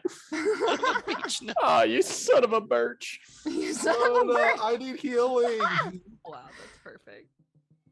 Oaken hell. 15, Yeah, I'm more than half my health point down. Actually, the squishy one should not be up front. From half of 13? And plus the other one. But he took damage beforehand. Oh, from the cut. Yeah. 20 bad. something. I mean, 23. I took 29 damage total in that round. Okay, don't worry, it's my turn. What was it? 22. What was 22 do? 22 22? takes half. Ah, 10. only 10. Only Half of 10. 10. Half of 10. Half of 10. Ah, great. We're doing so good. Okay. Well, all right. I got a lot of stuff I got to do on this turn. I have a Mom, lot I got a boo boo. coming, sweetie. Just throw the ice pack. Yeah. How close? Walk it is off, the Sonny. Who's got the A duct salt tape? tablet. Salt tablet. I'm gonna spray some iodine on it. Oh, thank you. You're healing me? Sorta. It's gonna hurt. Let's see. Yeah. Okay, yeah, I'll just use one of my heals on you, Rufa. I'll just use one of my heals on you. So let's see. Heighten +1. So that's let's see. I'm gonna do 2 actions as a 30-foot reach. So I will use 3d10 plus 8 plus spell ability mod. It's a lot of And Alona accidentally kicks Rufa. Become the god. Just like, Let me- I'm gonna heal you. I'm so sorry. Steps on his hand. Actually, I do have Channel Smite, so I can expend a harm or healing spell through a strike. Ooh, pretty. Channel Smite is so good. I have not been able to use it yet. Okay, so that's, I can tell you how to use it now. Huh? Please, it's not on Rufa. Oh, and a Mahooch, yes, business class tentacles. You're might healed have for chosen the wrong song. 33 points of health, Rufa. Yay! I'm Yeah, not gonna it's be definitely dead. the wrong music. I am so glad that you're not going to be dead. This makes me very happy. And then let's see. I only have one action left. What can I do? Shit. What? I said Talk talk shit? shit. Demoralize shit? him. Talk shit. Can I do that? I guess I can do that. Yeah, you can make an Speaking's actually a intimidation check. free Go ahead. action. Great. Careful. You might just kill him. Yeah, Good he's point. already got the Tiger Mom disappointment on him. Can you Mm. imagine? Alona's like, again, ah. I've actually never demoralized somebody, so what do I roll? You're gonna roll intimidation to demoralize. Intimidation. Like the cleric is good at that. Okay. Actually, I am! Yeah, you What? should be. Yeah. Yeah. Yeah. Oh my god! Oh, haha, great. All right, I'm gonna intimidate the heck out of this guy. And that's gonna be, wow. Okay. Jesus. That's a 25. 25. All right, let me check his will DC here. 1 second. This is great. A whole new world. 1 second. You said 25? Yeah. That'll pass. Ah, great. That's good. Okay. So Ilona's just gonna really harken back to her time at the temple and really pull from that, like, parental guidance and the confines of scholarly teachings. And she's just gonna look Korkos dead in the eye and say, I'm so disappointed in you. Wow. And- Yeah? I was gonna say, wow, this is actually really good. We are debuffing the hell out of him. Bonmont and demoralize. Yeah, love to see it. So you say that, and he just looks, he goes, it disappoints me that you failed to see my vision, but I get it. I'll get your forgiveness after I kill you. But he is definitely demoralized. Next up, we have Sam. Ichi Smash. Yep, that's exactly what the Ichi is gonna do. So I'm gonna rage to start. Ichi just sees all of this stuff happening all around her. She just the spirit energy alighting in her eyes, and she is going to run towards Korokos and do an attack. Okay. Before we make the attack, give me a reflex save. I sure will. And it's gonna be great. And it's gonna be a 22. 22. Okay. You're going to take half of 13 damage as you are able to escape a chunk of debris, but it still nicks you as you jump out of the way and run to Korokos. Is that 6 or 7? Round down for 6. Turn up for what? Round down for 6. That's the easy one to remember. Thank you.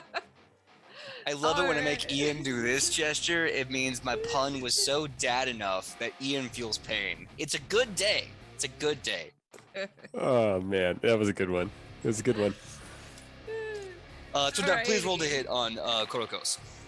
Woo! Okay, so I have the Retribution Axe, and that is going to be 18 plus 12.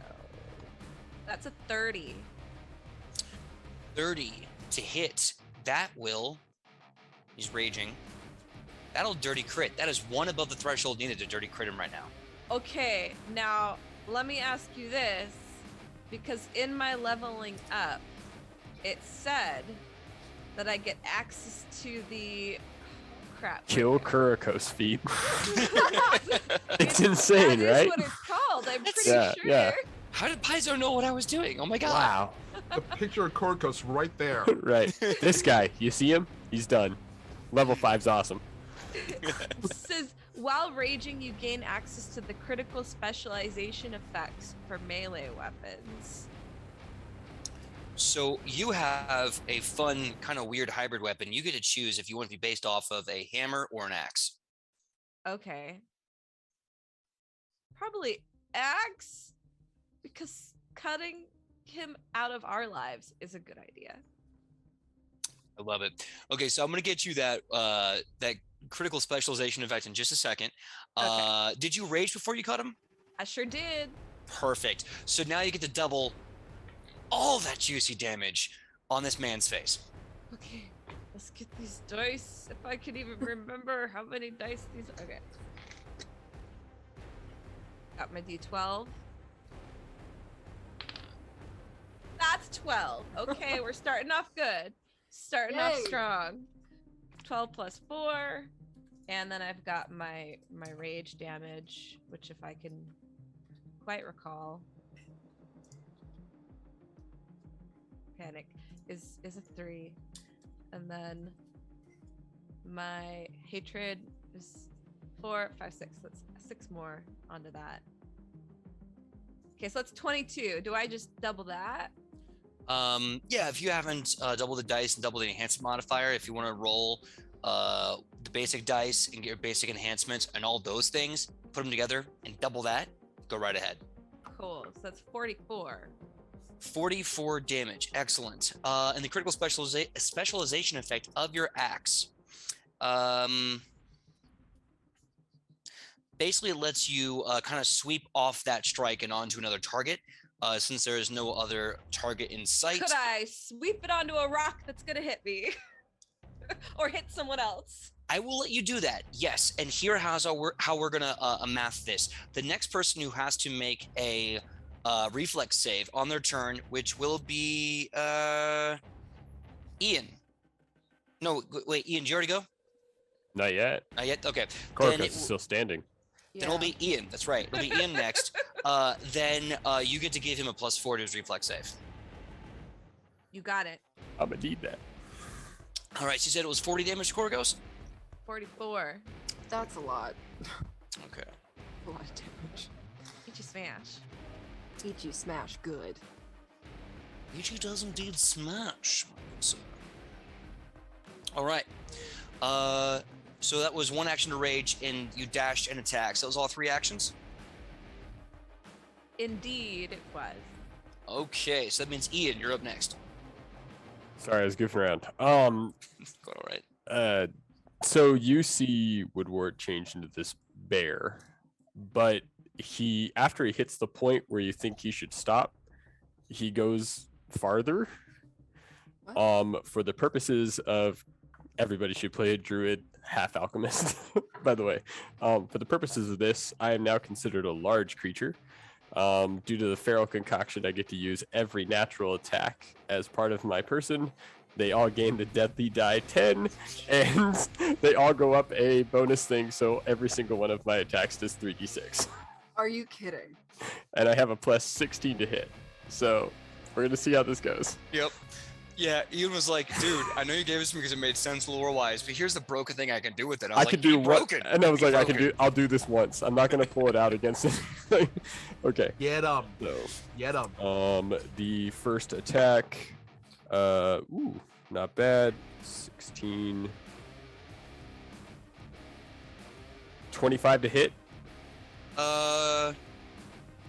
Yes, that'll hit. However, I'm going to need you to choose if you want to be prone or take 3d6 mental damage.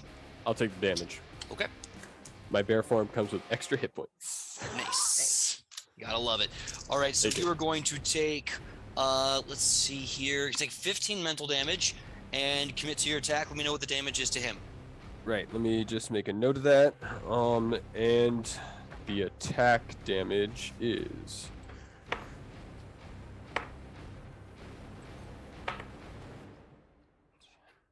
One second. That was a lot of dice rolls. I'm excited. He takes 15 damage on the first claw. Okay.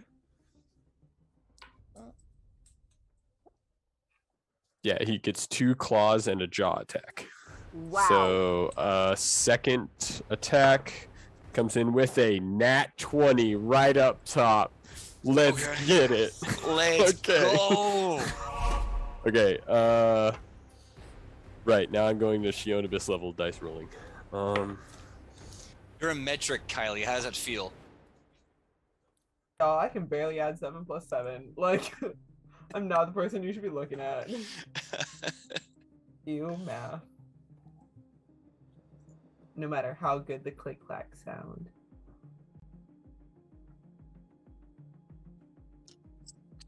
The second jaw or the second strike in with his claw comes in for 34 damage. Yeah. Okay. That'll hurt. And now I'm gonna roll to see if I get to bite him.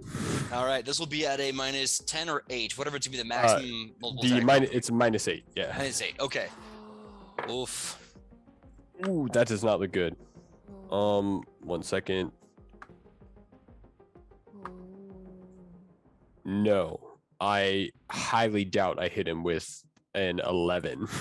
No, that will miss. Right. Okay. But you absolutely put the fear of nature into this man. So I think my first strike goes low and just catches him right in his thigh. To just like this big smack, and then he brings his other paw down right across his head and shoulder and just slams him into the ground in front of him. It was rough. It hurt. Absolutely. So as you basically play high-low ball with this guy, Kylie, it's your turn. All right. Does he look like I've already hit him once? Or has it like when I hit him the first time back in the room? It definitely looks like, well, first of all, it's hard to tell because the man's just had a clinic put on him. So it definitely looks like he has been carrying good amount of damage at this point. Okay, it's fine. We're going to do Marcus Precision. Mm-hmm. And I'm going to once again activate my ring for its last time. Okay. And we just going to lock and load, yo. Right ahead. While you're doing that, give me a quick reflex save, Ian. Right. Okay. Ooh, plus 4. Plus 4. Ooh, damn. I got a 26. 26. Ah, man, almost a crit, but not quite. So you're gonna take half of this. You take half of 14 damage. Okay. Kylie, that's what 7 plus 7 equals. 45. Is that 45 to hit or 45 No. damage? No, Oh, okay. I no, was that's just a saying, 31 to hit instead, though. that's a dirty crit, y'all. That is a dirty crit. For the first one. Let me get all my debt. I'm gonna put them to the side. I need 2D. There it is. I don't get sneak attack because he's engaged with someone else, right? You can if you flank him. Right now, he's got Rufa in the front of him. He's got Woodward to the side of him, Ichi to the back of him. Basically, he's already flanked. I will say if you just move basically across from Woodward, only one action to do that. He's flanked by you. Yeah, let's do that. So I'm gonna add another 2D. Let's All right. To say if Kylie, Rufa's gonna move soon. He does not want to be that close to that thing. It's okay. She's not basing off of you. She's No. basing off of Woodward. You're not in the equation, Michael. You're good. So you're doubling, right? Because Yep. you dirty crit. So second attack. Mm-hmm. Another 31. With the same exact roll. So we're just Okay. gonna... First one. So much click clack. Or do I am all in total? Give me the them whole one at a number? time. Give me them one at a time. Yeah. Okay. That's a max damage on some of them.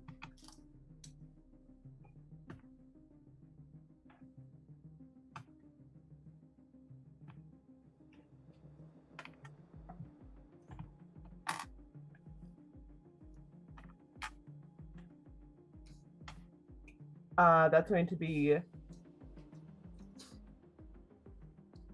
34 damage for the first. Okay.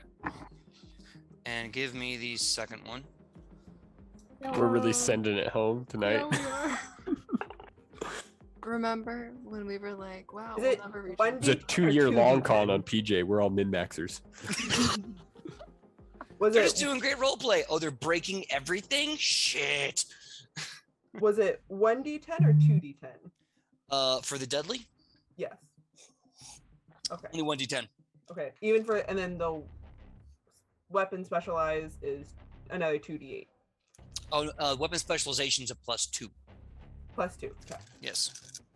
Yeah. Okay. Yeah. So I'm right.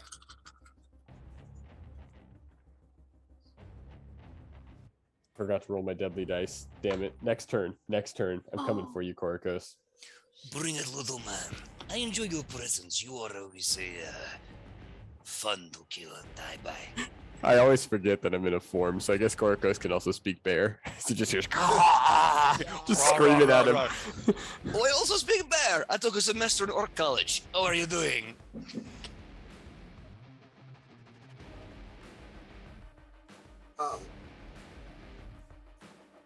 That's Yes. 58 damage for the second. Jesus. Okay. Okay. Okay. Oh. Kylie, did we already go over your reflex save for the chunk of rock breaking off of the ceiling? No, let me do that real fast. Yeah, let's do that real fast. You said the reflex? Reflex, yes. 27.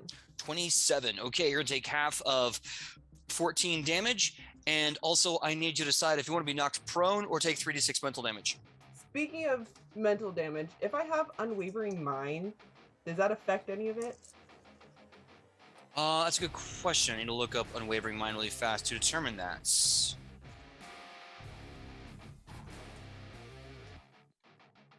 But while I'm doing that, it's either going to affect the damage or not. Either way. So you see Korokos just dodging bear strikes, getting mauled, being beat up by Ichi, getting lit up by these grueling fingers, and you see arrows from your just strike him. Suddenly, you feel yourself slide all the way back to the opposite end of the garden, and a giant hole breaks out in the wall. As it does so, all of you just go sliding through it as everything just goes and you go right through the hole. You start falling and plummeting as rocky debris falls with you. You see Korokos falling after you with rocky debris all around him. Finally, you end up in a room. You can even hear splashing. As you look around you, you see you are in this organic room with a slimy membrane coating the entire area. Rocks that fell from the debris with you are littering the area. And then you see this rocky door that just starts to kind of open up, and pouring into the room is the green acid. It is up to your chest. If you start your turn in this acid, which you will, but for every round you start your turn in this acid, you will take 2d6 acid damage. That being said, round 2 of combat has started as a hole is broken into the room that the garden you were fighting in, and the whole place pitched, and you are thrown into a new room with acid up to your chest. We're gonna take a 5-minute break. When we come back with Edge of Legend, the second round of the final fight of season 1. Internal screaming. Hey everyone, and welcome back to part 2 of episode 64, the final season finale of season 1. We just got to the first fight. They fought in the middle of the garden in this floating castle in the sky, and in the middle of combat, rock debris was breaking off, causing them to make reflex saves to dodge the incoming damage. Unfortunately, the ship in the sky is now breaking apart and falling, and as so, they've been thrusted into a wall As debris broke that wall, they've now been thrown into another room entirely. Upon landing into this room, after a sizable fall, lots of rock debris coming with you on this one, you find that the floor and the walls itself, this kind of unusual circular room, it's kind of sticky, kind of slimy, very mucusy, kind of all over the place. And it's then that this kind of rocky wall opens up and the room is flooded, almost chest high, with acid. Now, Korokos lands on this gigantic boulder, 3-point stance in the middle of the room. You are now surrounded by rock debris of different sizes, about your height, maybe a little bigger of a boulder, but there's Korokos all the way to the other end of the room on a boulder, just laughing. Start of the next round, it's his. And as he lands on the boulder, he just kind of chuckles. And as he touches his hands to his chest, you start seeing the cuts on his body begin to knit just a little bit. This feels like a boss fight. We've moved to another part of the mansion, crashing through walls. Yeah. As this giant ship in the sky is holding you all, it's now tipsing, and you just second room. Now that's his turn, as he sits there and just kind of maintains his rage and his smite all, and laughs on this massive kind of 10 burst stone, big enough for him and maybe one other person to stand safely. But there's a bunch of little stones all over the area. That being said, until you get out of the acid at the start of your turn, you can take 2d6 acid damage. Starting with Michael, you take 4 acid damage. Right. And until you get out of it, you're going to keep taking 2d6 acid. All right. First action. Let's try to get out of this acid. Is there like any other boulder, stones, or anything that Rufa could get onto? You see, you're about 5 or 10 feet away from enough rock debris that you can probably get your full body out, but you are still about 30 feet away from Korokos. All right. Well, for my first action, let's see, Rufa's going to, while he's still in the acid, grab a stone from his inner pocket. Looks at Korokos in response to what he said earlier. Only a fool does not use the tools accessible to him, and throws that stone towards Korokos, which is a feather token. Feather token of the whip. Okay, now really fast. Do you remember exactly how far away I said you were from him? 30. Right. A thrown weapon can only go 20 feet. Don't believe you're going to be able to throw this and hit him unless you get closer with an action. It doesn't have to hit him because after 20 feet, it turns into something. It'll go towards him on its own. Good. I just want to make sure. Yeah. Cool. So, all right, continue. All right, well, the stone flies towards Korokos, and at 20 feet becomes a dancing whip. Okay. Pretty much the whip immediately jumps from your grasp, proceeds to attack your enemy until 1 minute has passed, or it fails on a flat check for dancing, at which point it vanishes. Pretty much, it's a dancing whip. Second action, Rufa's going to use that action to get on those stones. Okay. Give me an athletics check. Okay. To get up on there.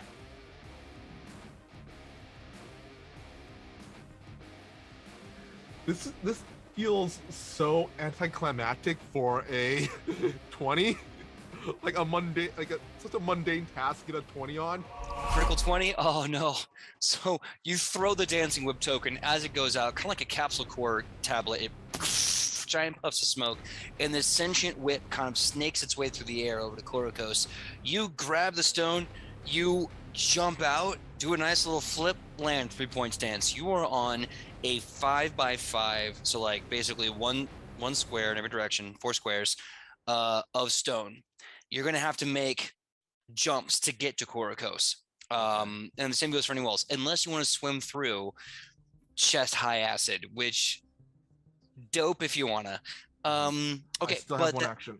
All right, what you gonna do? Rufa's going to demoralize him. He's gonna shout out, And as our friend Alona has stated previously, you are the worst, most disappointing military officer Rufa has ever seen. Okay, roll. Intimidation, I think you said, right? Yeah, to demoralize. Yeah. Yep. You know, I'm so glad that the one thing that Rufa and Alona have in common is that they understand what parental disappointment Yeah. looks like. You Good. can see that. I'll be honest, I would be frustrated at this point. I don't care if I have the backing of a god. If somebody just keeps nagging me like that, You're a disappointment. I am literally the child of a god. I started World War Orc, but you're not winning it. You are not my mom. Okay, you know I don't answer to you. Okay.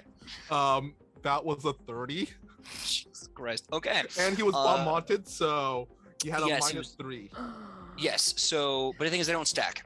If you're, Huh? oh no, but you're using frightened because you're Yeah. demoralizing. Yeah. Yes, that will happen. Okay. Got it. That a crit? It is. He's frightened too. Yeah. Oh my god. So as you're like, you're the worst, you're the worst ever. And he's like, you don't know me. You don't know my plans. I'm so smart. You are a dick. Why are you talking to me like this? Oh my god, Alona and Rufa, they're that character from Parks and Recs, the brother and sister. God. Yes. My I love healer's that. the worst. Don't be suspicious. Don't be, Be suspicious. suspicious. Don't be Be suspicious. suspicious. Don't be suspicious. Speaking of, Sidney, it's your turn. You are Ah. taking the 2d6 acid damage. You take 9 damage until, in this round. Okay. How are you going to get out of the acid? Or are you going to chill there and enjoy your life? What? I don't want to stay in the acid, so aw man. I have to use an action to get out of the acid. Sad. Okay. Let's see, what action can I do? Let's use just I guess an acrobatics check to get out of the acid. Okay. Do Give me a that. roll. I sure will. Oh, I got nat 20. What? Why are we rolling nat 20s on these checks? What is happening?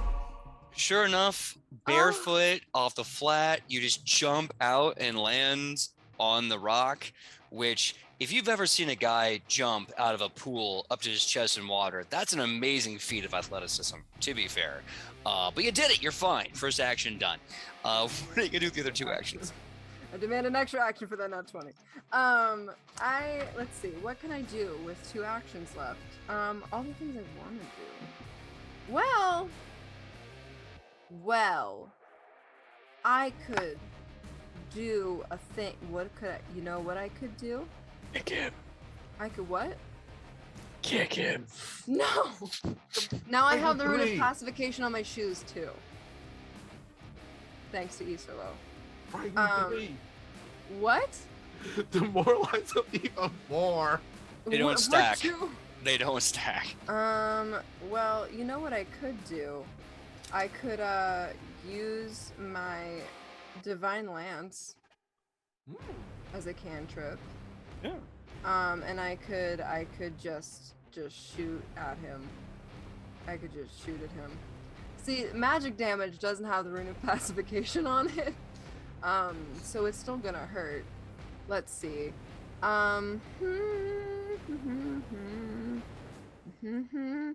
Alright. I gotta do all this stuff. Give me a moment.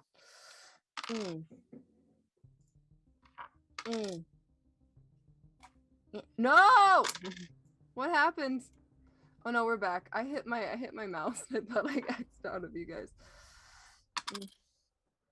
Okay. Sweet. Wow, that's good. I mean, that's not that bad. I hit him for 17 damage. Okay. Your choice. Do you want to be knocked prone or take 3d6 mental damage? Oh, I'll take the 3d6 mental damage. Okay. You take 13 mental damage as you shoot him. As you're raising your hand to blast him. Did you roll to hit, by the way? Did I miss that? Did you roll to hit? On a cantrip? Yeah, you still rolled a hit on a cantrip. Yeah. It was a 25 hit. 25 does hit. Yeah. So as you kind of put your hand up and describe for me what the divine lance looks like as you blast it out of your hands. Oh, well, you see, since Alona's been through so much, her Divine Lance has kind of upgraded a bit, especially since I don't think I've used Divine Lance in 2 levels.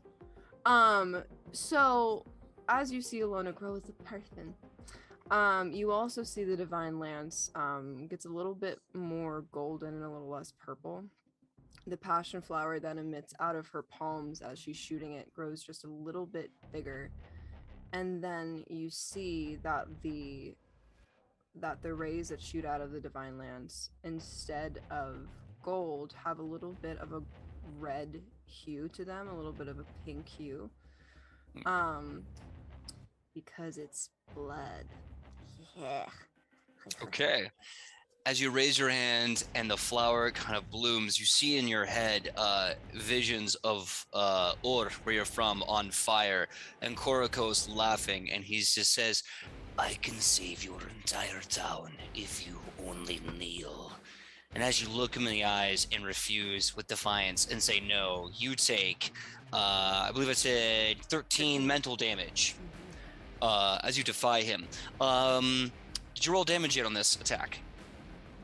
Yeah, I did. It was the 17. 17, thank you. Mhm. Okay. Thank you. And poof, and you shoot him, and you see him looking at you smiling, and then poof, just kind of favors this little singe mark on his forehead. And you see a little flower emerge from the center. Damn it. Alona was supposed to say knock knock later for that door right in the middle of his forehead. Yeah. Knock knock, open up the door, it's real. Throw it at him. Yeah. It's time for our session. Love it. DMX would be the best therapist. That's my random statement and stance, and I stand by it. Okay, so 2 actions to cast Divine Lance, 1 on the rock. I believe that is correct. Your time is done, Sidney. Next up is Ian. You take 9 acid damage until you can get out. What are you gonna do? Ouch. I do have a pretty good athletics check to get out as a bear. So I'm gonna try to roll that. Yeah, 28 to climb out. Absolutely. You kind of put your bear paws on it and just jump right on it.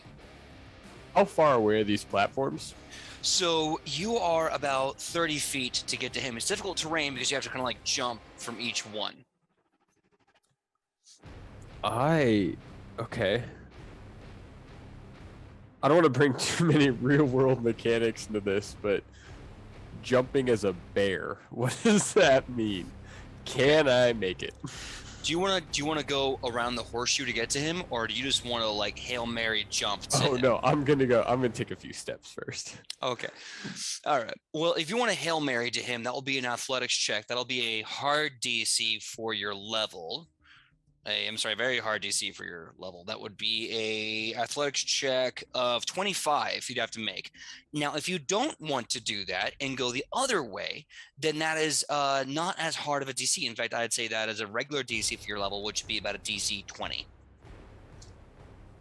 So my athletics check goes up to a plus 14 when I'm a bear. Damn it. And I kind of want to make the straight shot now. Yeah. So if I roll 11 or higher, I'll make it. That's a little above a 50% chance. That's about a 55% chance. That's a try. Pretty good. Please. And if I'm you gonna don't take make it. Why not? Why not? Do it. The amazing jump of Woodward's bear form. Look, this is the show. I got of an legends. 11 on the dice. Yeah, So sure enough. Just barely. There are 3 greats Barely. in the world: Michael Jordan, LeBron James, Woodward as a bear. You show the world what a dire bear can do when a dire bear gotta do, and you fly. And there's Korokos just smiling with his 4 arms, 2 heads, 12 eyes. He's like, he's not going to make it. Fuck me, he's going to make it. Sure enough, you land square, chest to chest, with the World Warrior in his face. You have one action left. I'm Tell gonna me go you're gonna. You're just I'm gonna gonna beat go him for up. an attack. I have to try to hit him at least once. You have to swing on this man, please. Let's see. Your bare hands. Ooh. Hero point to Sidney. Yes. But he didn't just barely make it. Don't you milk me. Don't you milk me for hero points, Kylie. I see you. 22 to hit. That'll hit, but not crit. Ooh. Wow. I didn't think his. Okay. Yeah, he is not wearing his armor. So. And So- frightened too as well. Yes, frightened too as well. That affects DC, not AC, but he is raging, which does affect his AC.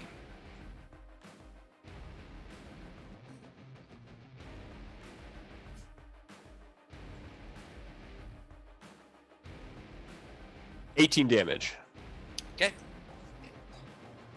You swing with your claw? Yeah, just one claw down. Okay. So he takes it to the chest and he starts pounding his chest as he looks at you and he goes, "This is a good day. Come at me, Woodward. I have been looking forward to this." And he kind of like gets an attack stance with 4 arms and 2 swords. Insert bear roar here. Rawr. Right. There it is. Grr, grr. Grr, There it is. arg. I'm not gonna lie. I've never wanted something to be animated from our show more than the idea of Woodward jumping over the acid pit as a bear, Yeah. Yes. sparkling. And barely making it.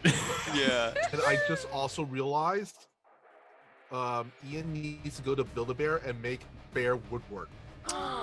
Bear worked. Yes. worked. Bear word. I love it. Oh, I love to I love see it. it. All right, so I realized I got the initiative wrong last time. So next up is going to be Kylie. Kylie, you are going to take 8 acid damage. Cool, cool, cool. And you're Ow. gonna you're going to continue to take 2d6 acid damage until you get out of the acid. What are you going to do? We're going to get out like normal people. Okay. That is acrobatics? Athletics? Whatever you wish to do. You're going to pull yourself out or just straight up jump out. Your choice. We're just gonna fucking parkour it out. There you go. That's a 19. You jump up, and Oh, your no. feet can't get a placement. You slide back in. Hero point then. All right, hero point. Maybe I'm wrong. Maybe I lied. You lied, PJ. I did. 24. 24. See, I said you slipped, but really you dug the balls of your toes into the stone and jumped up again and kind of got there in one action. Of course you did. Now you have 2 actions left. What are you gonna do? How far away is he from me? 30 feet diagonally. Is that... Remind me, what is my penalty for the distance for them being so close? You know the distance on that? You have a volley of 30 feet, which puts them exactly in the range where you don't take a penalty for volley. Cool. Side note, because I was in the acid, like up to my chest, does that mean my arrows are now doused in acid? Nope. Darn. But it also means that the arrows are not deteriorated by the acid either. I mean, I guess it's helpful, but like, that would have been cool. Anyway, we go in for 2 attacks, but I've used all of my ring power, so it's gonna be a penalty. But damn if that ring power wasn't clutch, though. Those crits? Come on.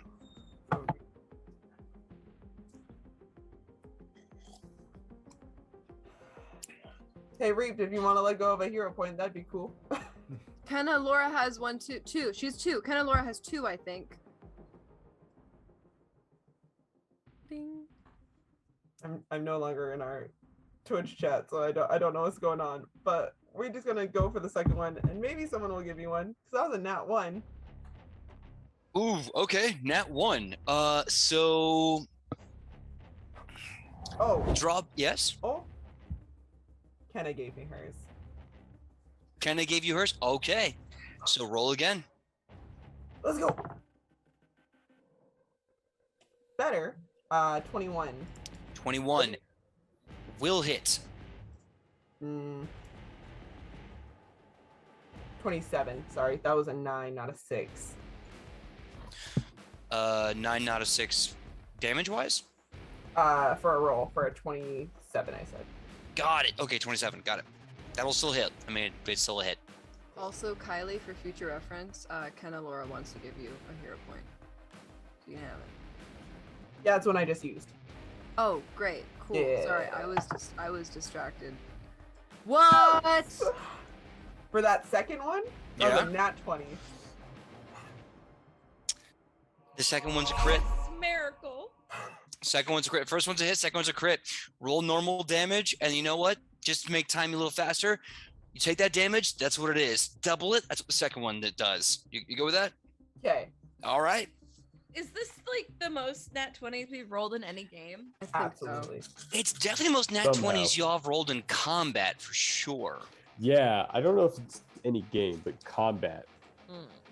Yeah. Two of them will just climb up on a rock. I got a rock. I ain't got a rock. Oh, man.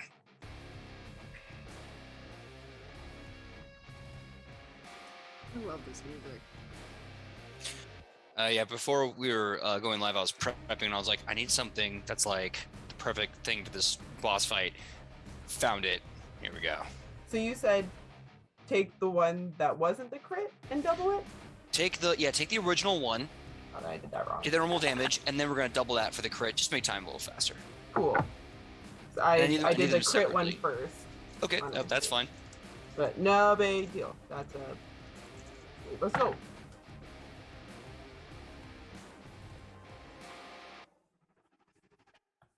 It's only 26 if I double it. For the crit or for the Yeah. regular?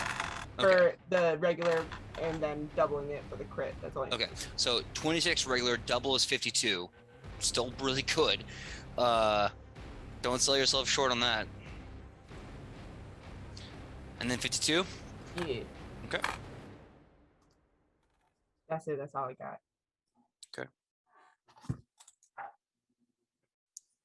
So you draw back. Boom, first arrow hits him right in the chest, and he looks to you immediately with a whip, and he smiles. All 6 eyes kind of go wide, and you just pick your shot right in between all 12, smack dab in the center of his forehead. He stumbles back a bit, drops to one knee. His head starts to kind of go loose as one of his eyes rolls in the back of his skull, and then he goes,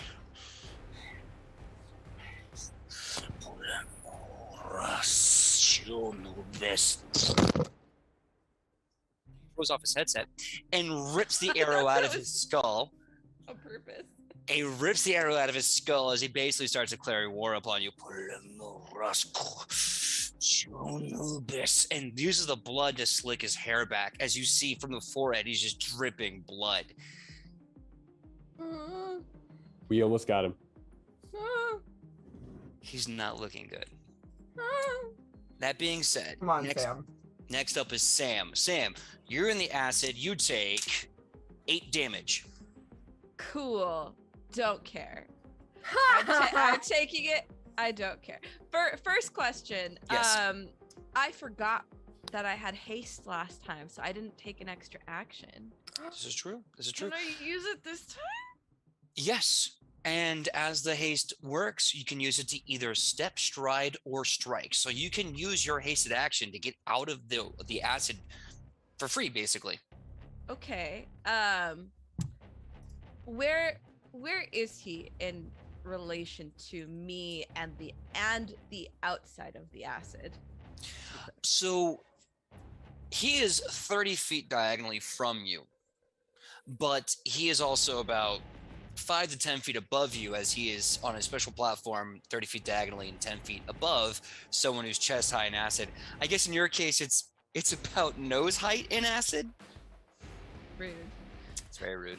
So if I take an action to move, can I get out of the acid and within melee range of him in the same movement? You have the ability that lets you, with 2 actions, move once or twice and strike once, correct? Yeah. Okay, then what I will say is if you use your turn thusly, free action to get out, 1 action to move, and then the last 2 to move and strike, you can do all of that for one strike against him. Okay. So then now my question is, if I don't care about the acid and I just want to hit him as many times as possible, is there a different way to do this? If you give me an athletics check as part of your... No, if you give me an athletics check as 1 action, get above a 25, you can swim to him through the acid, get up to him, and then strike him twice. So you're gonna give me... Yeah. You're gonna... Okay, give me 2 athletics checks. Give me 2 athletics checks. 2. Okay. That does make me more nervous. Okay. Reach First the one. bear within you. The bear within me. Rawr. Winnie So the Pooh. First one Do the roar. is 23. Okay. Okay. So you start to swim. You're not quite getting your full speed to get there. You're kind of getting lost in the river of acid, if you will. So that's going to make this next check 2 harder. You're going to need a 27 to get to him and get up to him. Yikes. Okay. Got this. We've been rolling 20s all night. No? Not gonna do it. Not gonna do it. Okay. Yeah, no, that's not gonna do it. It's 8 plus 12, whatever that is. That's 20. So you start swimming up to him. I don't know why you're dog paddling, but you're dog paddling this. So you're swimming up to him. And you're trying, and man, it is very hard to swim in acid, by the way. So you're not quite getting there. If you want to spend 1 more action, I will say it's only a DC 20 to swim up to him and get to him, but then they'll only leave you with 1 free action to attack him. All right. We'll do that. All right. Okay. That is 20. 30. Sorry. I don't know how to carry a 1. That's in my awesome. head. So you said 30? Yeah. Awesome. Yeah. You break out of the river of acid like free, just looking awesome. Land 3-point stance, and I will give him a flat-footed AC as he is going, what is this? Roll to hit. What is this dwarf doing? Ooh, that's like good. That's not a crit. Not nat 20, but it's a 19 plus my plus 12 because I can't do it. 19 on the die fit? Yeah, it's a dirty crit. You absolutely dirty critted him. 31. Okay. That's what that number is. All right. Roll double damage. It's all worth it.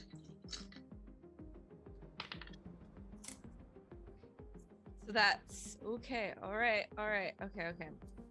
Just to remind me, even though I know I've already done this game, is it I roll 2 of my dice, or I double what I rolled? You double what you roll. Cool. Yeah. Cool. Including your Because- bonuses, including all your bonuses. It's going to get stupid real fast. Great, because that was almost max damage on that die. Plus 4 plus Double your... Are you still raging? Yeah, you'd be raging. Yeah. It was only 1 round. Yeah. Oh. No, only 1 round? It's only been around. You're still It's raging. only been around. That's only been around. Exactly. So we've got that plus 4 plus rage, which is 3, 4, 5, 6 right here times 2. That's 42. God damn. Okay. Fuck. Okay.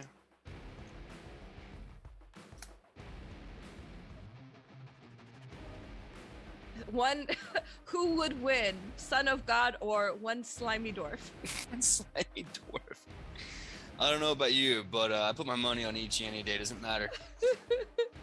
Okay. So you come in, you jump out, you flank him, you scream at him, he turns to you, you whack, you see his chest split open. And as he does this nice little line leading from the nave to the chops, as Shakespeare would say, he kind of stumbles back to a knee. Remoros, everyone. And he starts kind of standing himself back up. and he is not looking good. Like he's drooling, bleeding from the chest. When you first met this man, when Shonibus first met him, the only scar that he had on his entire body was a small little tick under his eye. He has gained so many more scars since meeting you guys, including this one gnarly thing up his chest. But as he's about to drop, he just starts raging beyond death and comes back for one more stand up, and he is not looking good. He looks like he looks like a drunk guy in a back alley bar fight, just kind of like, I'm gonna win, you guys. It's okay. It's all on me. I got this. So everyone is out on the acid. You have the stone. Suddenly, the room behind you opens up. This giant gust of wind starts dragging all of you in it, and you see the acid river rush in. And everybody give me reflex saves.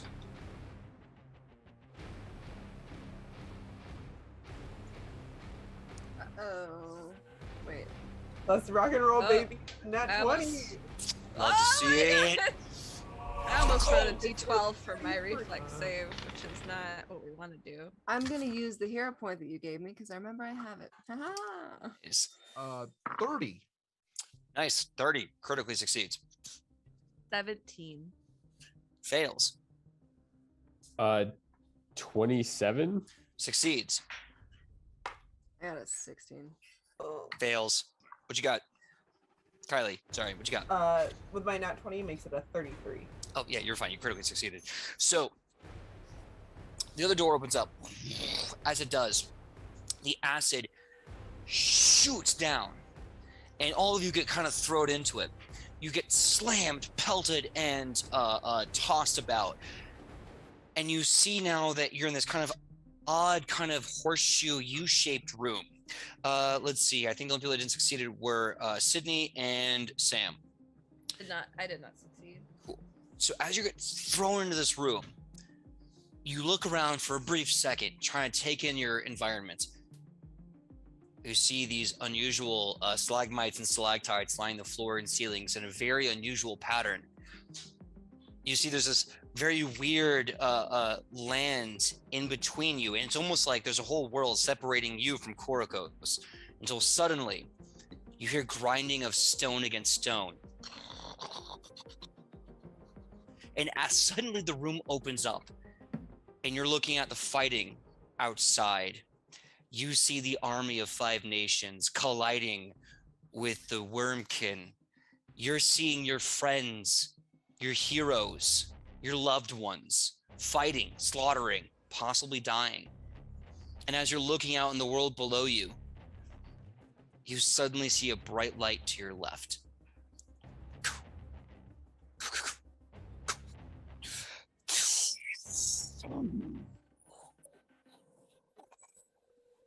And as you look down a dark tunnel, all of the acid that was drawn in has been ignited.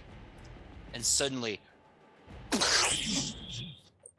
the acid breath that happened in the War of the 5 Nations that just tore a giant swath into the countryside, scarred the Adolfon land, has just ignited in front of you, blasting off.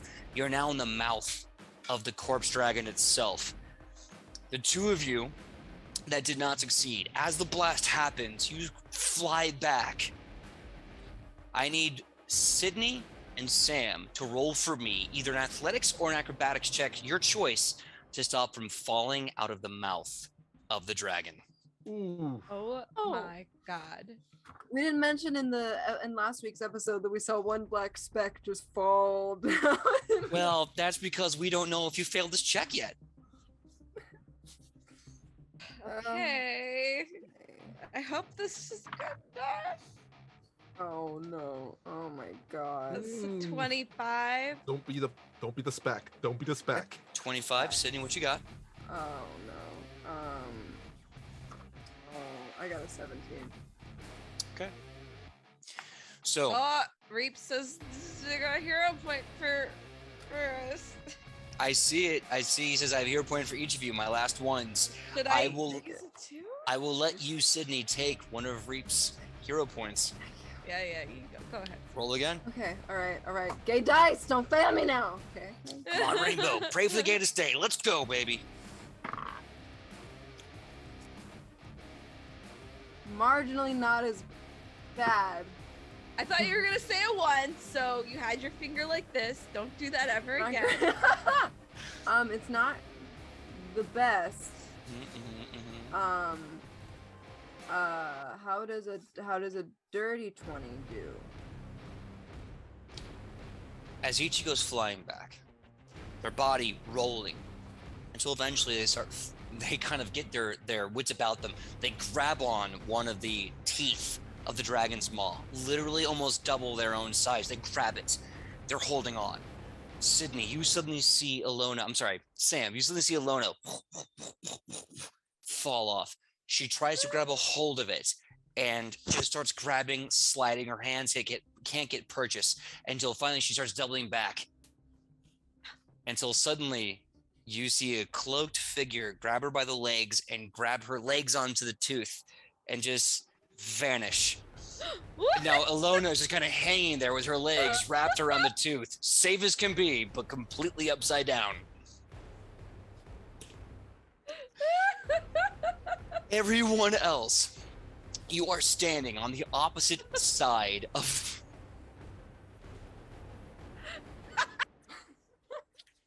You're standing on the opposite side. You're just gonna do that the entire time. Okay. You're standing on the opposite side of the mouth of the dragon. This green fire keeps passing by you. This is the start of round 3. If you want to take a full-on dragon breath to the face and possibly die, you can jump through that fire. Otherwise, this is your one round to save your 2 friends, heal yourself, and recollect as a group. And know that Korokos is doing the same. You know, this is the second time Reap Psyche has saved me in his avatar form. It's true. That's true. And I wanted to say this: when Kylie shot the arrows after she got the hero points, you do kind of note this kind of like golden-haired, like kind of Valkyrie, kind of slide in, and goes, "Let me just kind of tip that for you," and then you fire it off. Oh. Anna Laura's cat. What mystery? Here. Lovely. Love it. Here for it. So Sid, I'm just imagining the isometric exercise you're doing right now. I'm doing great. And it looks like very soothing. Like Yoga. my back hurts right now. Cleric so I yoga. kinda like wanna do it Honestly, too. yeah, I'm having a great time. Just hanging out, stretching. you know you ain't gotta say limber to fight. So Yeah. top of the round is Korokos. You can just looking through the green fire, you don't see anything. You do kind of maybe see some weird energy kind of breaking through, but you don't see him moving. You don't hear him laughing. You don't see him moving. He seems very still. His turn is done. That being said, Michael, what is Rufa gonna do?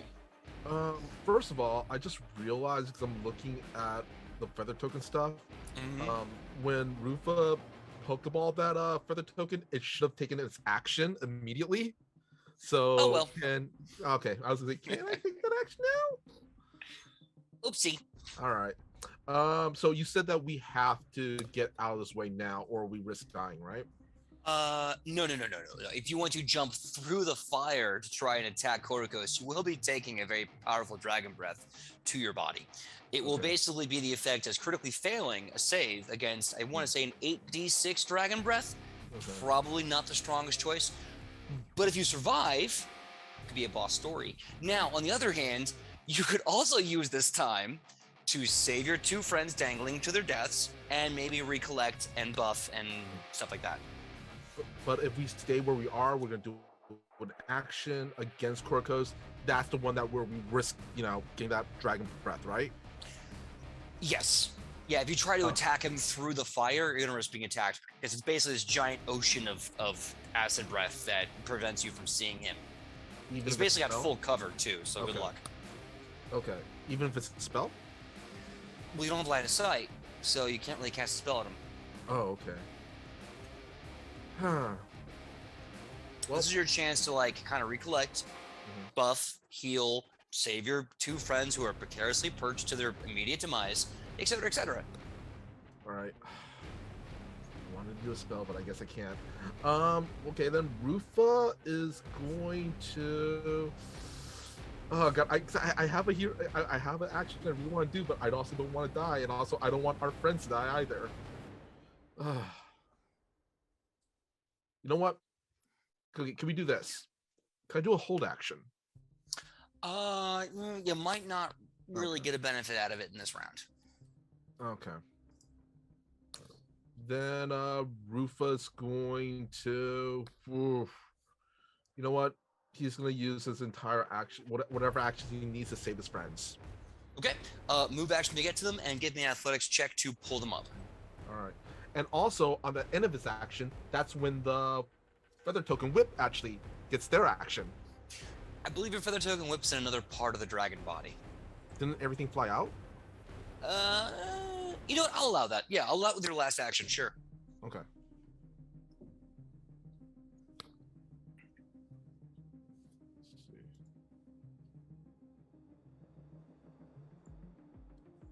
Plus.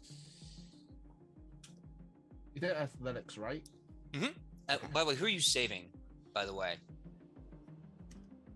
All right, Sam, and Sidney, one of you guys, choose heads or tails. Oh no! Oh, that's how I make choices. Get Alona! I'm fine. Alona looks rough. All No, right, you're getting tired or anything. all right. Rufa's gonna save Alona. Okay. Just imagine Rufus there like, He's sitting there like, well, she does do the healing. She does do the smashing. But she keeps me alive. But she kills him before she hurts me. Immediately into the Hmm. mind palace. Yeah. Hold on. Who's the most strategic one to Calculus. save? By the way, I got a 25 25 on Sydney's character, Alona? Yeah. Okay. for the athletic check. You grab her. You easily help her up. You are now back on solid ground. You are now in the mouth of the dragon's head hanging out of the castle. And the lax action is going to be, what is it? What's it called? The dancing whip is going to attempt to trip Korkos. Okay. Roll dead against his fortitude AC. Oh. Okay, this is a 20 that I'm happy with. wow. Oh my Did you get a God. critical 20? Yeah. Nice. And if you add the plus 18 that a feather token whip gets, that would be a 38. Yeah, no, absolutely. So as you pick up Alona, you're like, "Are you okay?" Because damn it, stupid whip! And it's just this complaining and cursing from beyond the veil of acid fire. PJ, Yeah. when Rufa said, "Are you okay?" Alona thinks he's asking her, but he's actually talking to the whip. Sure. If you want to, yeah. Okay, so that's your turn. Alona is safe. That being said, next up is Alona. Alona, what are you gonna do? Right. Well, now that I'm safe, I really okay. I have this new spell that I have really been wanting to use. Okay. And it is called Spiritual Guardian. It's Okay. 3 actions. Okay. So basically when I summon it, I can summon a medium-sized guardian to come fight for us, and they also count as someone who flanks as well. Yeah, they don't take up physical space, but they can still flank because technically since they're a spirit, things can go right through them, kind of. Yeah. Let's see, yeah. Medium Guardian made of magical force appears and attacks your designated target within range. It is holding my deity's favorite weapon. Yep. Okay. And I have to sustain it. All right. I will say this. If you want to withhold that, you can, because currently you cannot see Korokos over the massive gout of acid flame being breathed out. I So- can't see him. You can't see him to cast it at him directly. Mhm. You'd kind of be blind casting, and then there's a chance you just miss entirely. This is fair. Could I summon the Spirit Guardian to save Ichi? No, but you can do an athletics check to save Ichi. Oh no. I did think it was really funny that you got saved, and he was like, "Yeah, Ichi's got this. Let me cast a spell." She does pull-ups all the time. It was like, oh wait, cast. what? Does. I believe in I Ichi. can do this. Okay. Athletics is not my thing. At all. Is there any other skill that you would let me use? You can cast guidance on her so that when she has to pull herself up, she gets a +1. Pull yourself up by your bootstraps, Ichi. Oh, Ichi no. looks at Alona going like this, I imagine, and she's like, "Heal people. I'm strong for a living." I'm strong for a living. You are strong for a living. I love Okay. it. Well, since I can't see Korgos, I can pretty much assume that he's not going to be within a 30-foot radius of my healing spell, so I'm going to do that Okay. and hope that he's not in. I was just gonna tie. It's not a thing. Go. It's okay. I Ian. don't trust you. No, it's just I just keep seeing Alona go it's like it's bouncing in between her options as there's just like fire streaming behind her. Listen, she's been upside down for like a minute now. She's just her Right. head, the blood's rushing back Yeah. to her head. Okay. Yep. All right, cool. Let's see. I'm going to do that. And that is, let's see, that's a 30-foot emanation for 3d10. Okay. Oh! That's 37 points of health. That's Okay. 37 points of health. There So- you go. Have the things. All of the legends get 37 healing. Yeah. Hell yeah. That I'm glad I for- saved the healer. Yeah. Put that down for him. Okay. Glad I saved mom. You won't be coming back in a bit. So until then, Kylie, what do you want to do in your turn? Man, I was really hoping Ian was gonna save Ichi. One action, because also Shionobis is like, ah, ah, ah, So ah. We just gonna blind shoot because she would. All right. Oh, before you do, roll the flat check. Give me a DC. Give me a DC 11 flat check to like randomly see if you can hit him. Do So I? just a DC 20. Just roll a 20. If you get above an 11, you can attempt to roll to hit him. If it's below an 11, it's absolutely going what? Wait, what am I talking about? No, your arrows would be killed by the acid anyway. Oh, are they? Yeah, because it's at least like a good 10 feet of acid fire. It's gonna go and get destroyed along the way. Lame. Then I guess I'll help. I guess. Okay. I'm saving you your arrows. I'm sorry. I mean that's gonna be like a 27.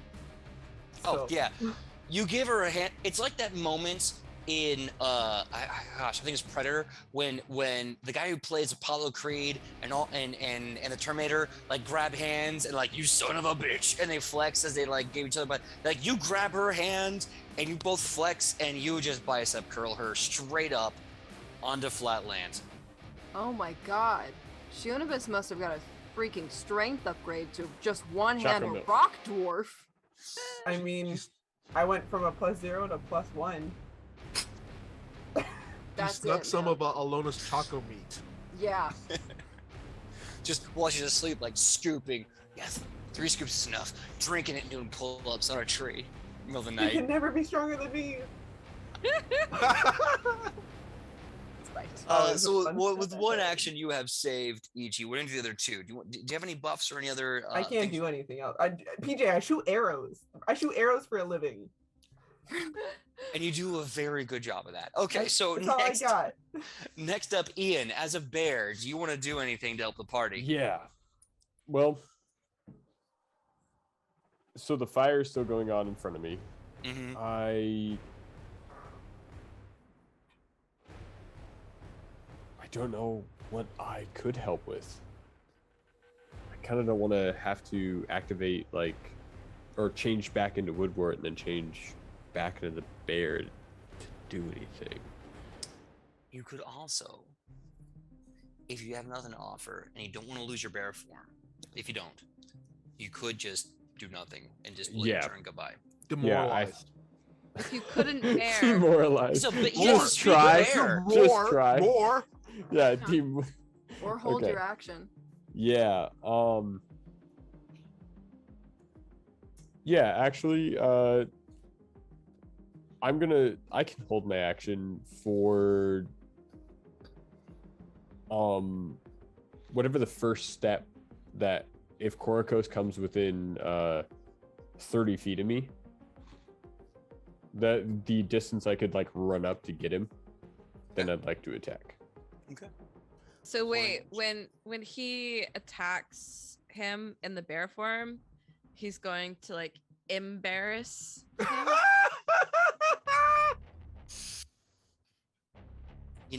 I know you're playing me, but I like it. Here's your hero points. Yeah, it was. She fished for it, but she caught a good one. Yeah, look, sometimes you throw out some bait and you get a good one. They can't all be great, but that was good. Okay, so that being said, Sam, your turn. You're now on solid ground. Again, you're seeing this constant movement of that acid fire breath that scorched the land a couple of times in the War of Five Nations. You're not really getting a clear shot at. You cannot see Korokos at all, and to jump through that acid to get to him is taking 16d6 acid damage if you want to do that. Otherwise, you can hold your turn. Or basically skip your turn, one of the two. Is everyone feeling okay? Health-wise, y'all got healthed up? Ichi holds up the duct tape. Y'all good? By the way, Ian, you were healed 37 HP by Alona earlier. So if everyone's good, then Ichi will just be like, all right, I'm just waiting. Okay. Gonna hold a turn. So as you wait, the fire eventually kind of dissipates. You see a much fresher looking Korokos just kind of eyeballing you down, wielding his two swords, one made of blue fire, one made of steel. And as he's about to charge at you, suddenly the entire lower palate and jaw of the dragon breaks. You all start falling. Where's the black dot? We're falling! You start to fall, not to the ground below, but deeper into the dragon's carcass. You are in this almost pitch black abyss with a bunch of rock and debris. You, Five, and Korokos. Now, as you are falling, consider this a chase scene. You have 3 different moments in this bit to survive. Your choice, starting with Korokos, who makes an athletics check to bounce off of the rock. He does not make it. He tries to shoot himself off. Instead, he just kind of like gets his back against it. You got this giant boulder behind him. Everyone else, as you're falling and Korokos is coming down on you with a giant boulder behind him, what are you going to do as you're falling what feels like for hours? The DC to beat is 20. Any check you want to make as you're falling is valid. The DC is 20. Athletics. Yeah, same here. As long as I'm a bear. Kylie, what was yours? I'm gonna use my Snap Pea talisman. Okay. And we gonna float, y'all. All right, give me Ooh. an acrobatics check for that. Sidney, what was your check?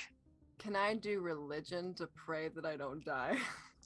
Yes, I'll give you a +1 or next check if you succeed this.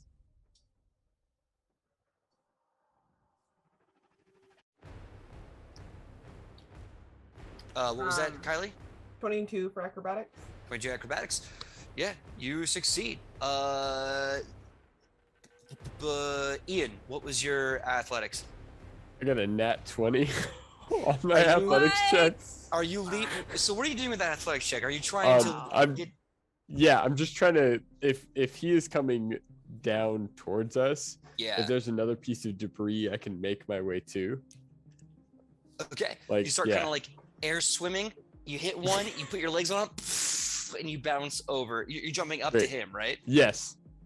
Yes. Yeah, you start rocketing to him on round 2. If you want to, you can start throwing blows at Korokos in mid fall to death. Great. Sam, what was yours? Mine was at 28. Also, you and a bear are now about to air pincer a falling Korokos. Sidney, what was your religion check? My religion check? My Yeah. religion check was a 28. Absolutely. On your next roll, you get a +1 to whatever it is you want to do. As you're like, oh, Afra, please don't let me die this way. Michael, what was your check? I don't know how, but what if I use legal lore? I'm gonna say no because again, Alright. how the hell are you gonna use legal lore? How? But You lore? can't kill me. I'm a lawyer. No lore checks Yeah. are gonna save you. So first of all, I find this attack to be against my rights as a citizen. He just bores time and space until it stands still. Yeah. he does a Just filibuster reciting legal against law. gravity. Yeah, exactly. All right. But seriously, what about a performance check? To do what exactly? I'm gonna use Rufa's dancing ability in midair. He's actually kind of doing that dancing, some acrobatic dance moves. Again, to do what? Are you trying to stay neutral or trying to move to Korokos? What are you actually trying to achieve? He's trying to. I have an idea. Before Woodward or Sam Ichi attacks Korokos, Rufa wants the opening blow. So you want to get to Korokos? Yeah. Yeah, you can use performance to jump up the rocks to get to him. Absolutely, go right ahead.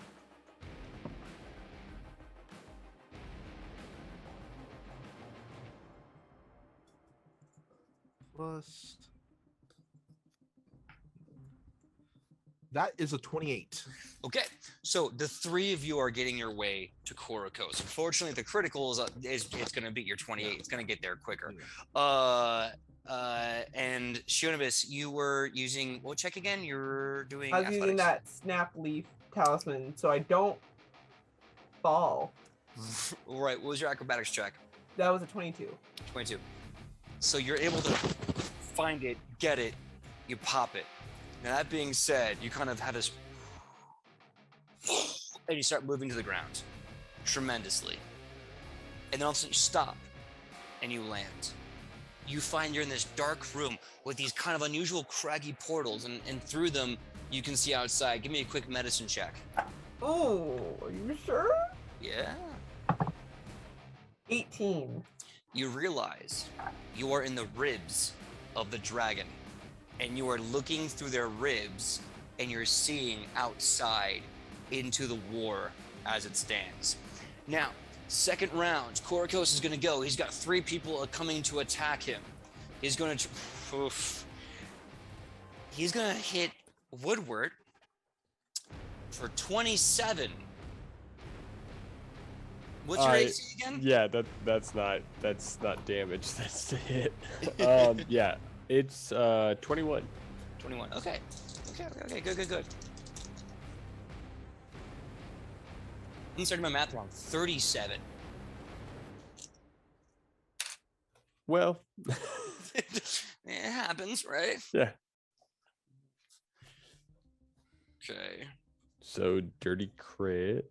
Definitely a dirty crit. Okay. Let's see. 4, 8, 12. 12. 2. You're gonna take 60 damage as you I can come shake up it to, off. As you come up to him, he looks at you and smiles, and then just thrusts the sword straight in. Also, you're going to take a 1d8 persistent bleed damage. You are frightened 1, and you are flat-footed until the start of your next turn. As basically he stabs you, and you can hear what sounds like thousands of marching feet coming to kill you as it stabs into your chest. With his other 2 actions, he is going to swing at Ichi. Probably miss. Dirty 20 to hit Ichi. That just hits me. Okay. Wait, You did were I gonna. add No, yeah, correct. Okay. Hold on here.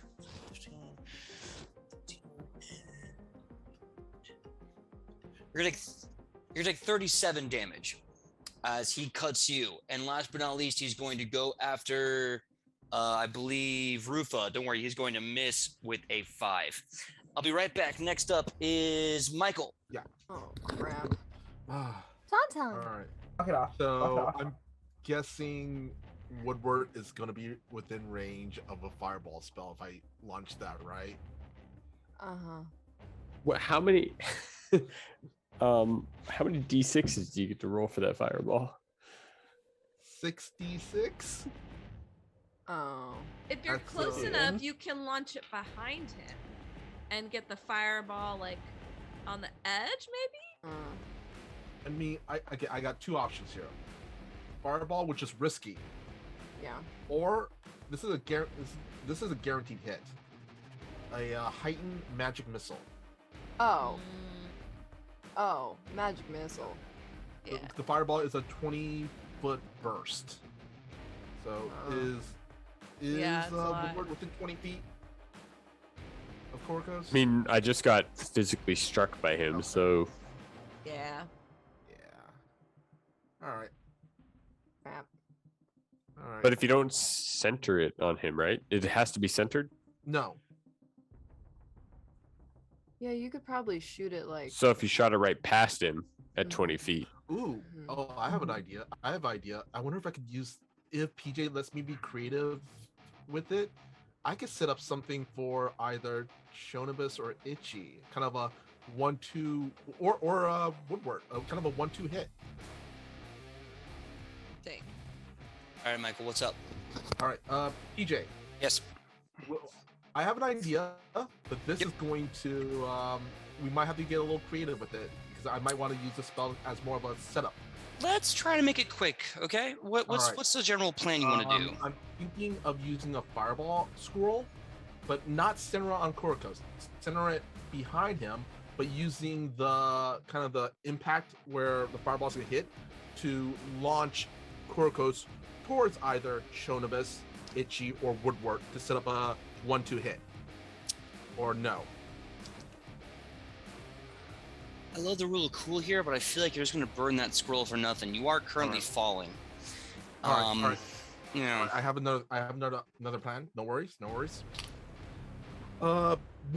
As Rupa falls, he's gonna grab another scroll out and kind of pulls it out and kind of starts saying some kind of some words in Shin, mhm. and basically the scroll disintegrates in blue flames, but before they all disappear, they become little blue birds made out of force energy, and they fly towards Korkos. Huh? Which Okay, is did you make the arcane check 4 already? magic missiles. No. Did you make the arcane check? Make that now, otherwise you can't do that. Okay. But it's what level of magic missile are you casting? It's heightened 2. Okay, good to know. Okay, roll the thing.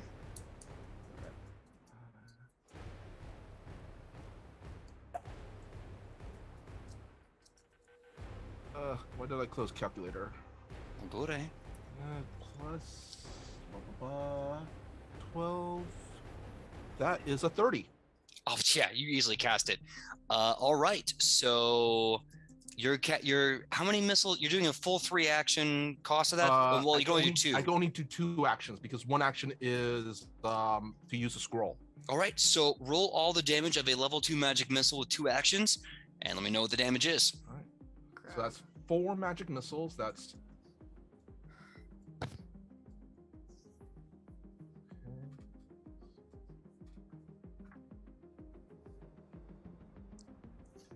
that's 14 Total? Yeah. Actually, can you give me? No, it's all good. Okay, cool. So you form little blue birds out of it, and they shoot out. Yeah. Basically, my magic missiles are imagery wise little blue force birds. Okay. And So, yeah. okay. And So yep. Sorry. Go ahead. Nope. I was gonna say you hit him with the 2 birds. You see him kind of struggling against the pain. End of your turn, and next up is Sidney. No. Actually, next up is my dancing whip. It is not. It can't be there anymore. Oh, okay. You're moving way too much for it to constantly be following you Okay. around. But it did at least trip him. That being said, it is now Sidney's turn. Okay. Woodward, how are you doing? You know, you would notice that the bear has significantly less fight in him than he Ah. started off with. Okay. Well, we're gonna fix that. Okay. Let's see. I can use one charge of. Yeah, I'm gonna use one charge of my healing. You're going to get 3d10 plus 8. So give me 1 minute. I'll be right back.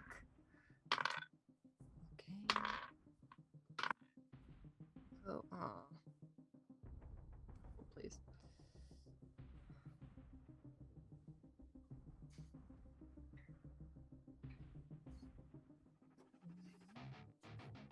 You get 30 points of health restored. Ooh, nice. Hell yeah. Yeah, man. There you go. And then my last, I have one more action left. One more action left. Do. Everything I have. Oh, no, I gotta touch it. Darn. Oh, who's going after me again? For Sidney is Ian. You get guidance too. Hell yeah. For fun.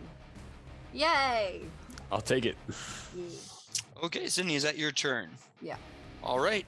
Ian, you're still falling, but you're right up there with him. You can use a skill check, or you can start like basically attacking him as you're dropping. I'm gonna try to attack him. I might as well lay in the hurt while I got him here. All right.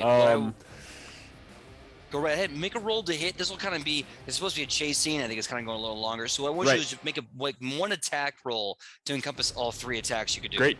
Sounds good. 22. I'll give you 1 attack. Okay, great. I will take it.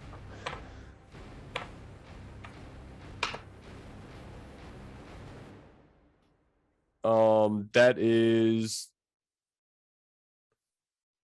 13 damage. Okay. From the strike. Okay. He doesn't seem As very. I feel like he's trying to like push Korikos past him. You know, he's trying to use him as leverage, but he like gets his claws in to like try to move to something else. You can tell you've hurt him. He's definitely bloodied, but you didn't do more than than that strike expected coming from you. That being said, Kylie's up next. You're on the ground watching. Next up, Sam. What are you gonna do? You have 1 action. If you want to attack him, make an attack roll. If you want to do something else, we can make that roll happen. No, smash. Smash. And I also realized that I had calculated my bonus to hit wrong this entire time. It's 1 more than I was working with. So this one's going to be 27 to hit. That'll definitely hit. Roll damage. And let me know. Yeah, let me know when you're done. Alrighty.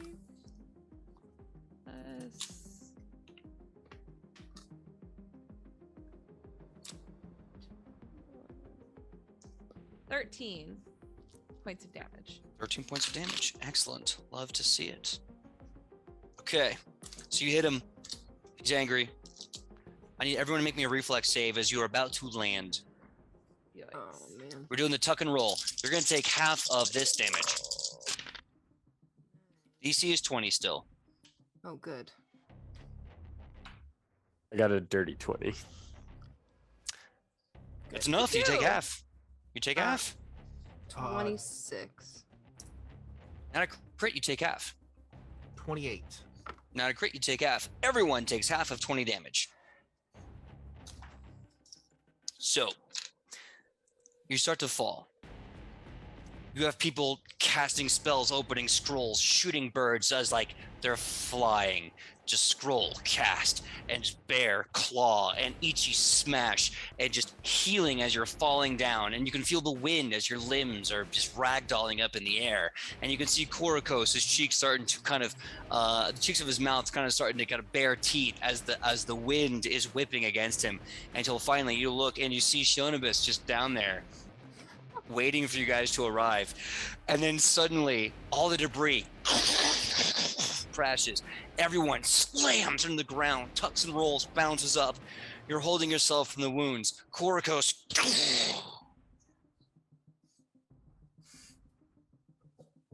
All right. Now we end this. With top of the next round, you are now in the rib cage of the dragon. You can look out and you can see the battlefield. You can see Asmacon and the sea and the sand sea. You can see out there. You can see all the battle happening. You are surrounded by the world as it breaks through the rib cage in these craggy portals, and you see Korikos kind of lifting his blade of the War King. And as he's raging, as he has decided to smite all life, and as he is blessed as the Avatar of Gorm, he decides to open up his own little clinic. 2 actions. He's going to run and strike at your healer. That is going to be a 27 to hit. What's your AC? It's 17. That's going to be a crit. After that, he's going to turn and strike at Kylie. Okay. Not so bad. That's going to be an 18 to hit you, Kylie. Is that going to hit? Miss. Okay, so he's going to crit. You know what? Let's do this the right way. Let's get 2 more D12s. He's going to crit your healer, which is always a great mood. And A lot of dice. okay, A lot of dice. 15, 26, 28. 28 plus 14 is 42. Plus 8 is 50. No. Going. Hold on. Hold on. What?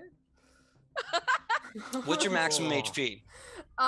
Well, wait. Well, because I just took 10 damage. Uh-huh. I'm dead. What's your maximum HP though? 59. Maximum HP is okay. I'm gonna need a fortitude save from you. Oh, Jesus Christ. The DC to beat here is a 22. Oh my god. Okay. Haha. Haha. 23!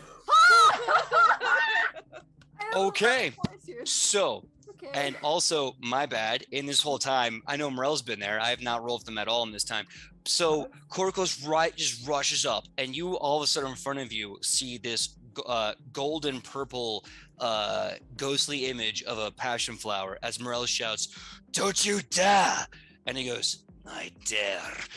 Breaks through it, strikes you down. You can feel your whole body, bones from the clavicle to the rib, actually impact each other and then shatter as your body releases the kinetic energy. You fall to the ground as this giant cleave through has happened. You are not dead entirely in one shot. You are dying one. And you can hear Morel just say, "You bastard. What are you going to do about it, Acadian? Cry to your family? Oh, no, you can't. They don't want you home anymore." And you hear Morel just go, "For that one, you don't get to be forgiven." And when he kind of smiles, this is all like the world going inky black, as then you hear this, and Shionibus, this blade goes wide as it misses you. She is dying one. Korikos is done. Morel tried to save you. He took off 5 damage, still not enough. Took off 10 damage, still not enough. Michael, your turn. Could I just really quickly first say, in the words of Princess Bride, Alona's only mostly dead. She's dying one. She's Yeah. as mostly dead as it's gonna get. Yeah. But anyway, I'm guessing she's both her and Chonibus are within 20 feet of Korikos right now, right? Absolutely. Okay. Technically they're within 10 feet, but yeah. Okay, instead of that, okay, I'm not going to use that then. You know what? Let's summon up some more happy little bluebirds. Okay, make me the Arcana check. The DC is very low. Go ahead and roll it. Good one. Let's see. 18 plus 12. That is a 30. That'll make it. Give me the damage of two Four. actions of it. 4. Yeah. Let's see. Nice. 1, 2, 3, 4.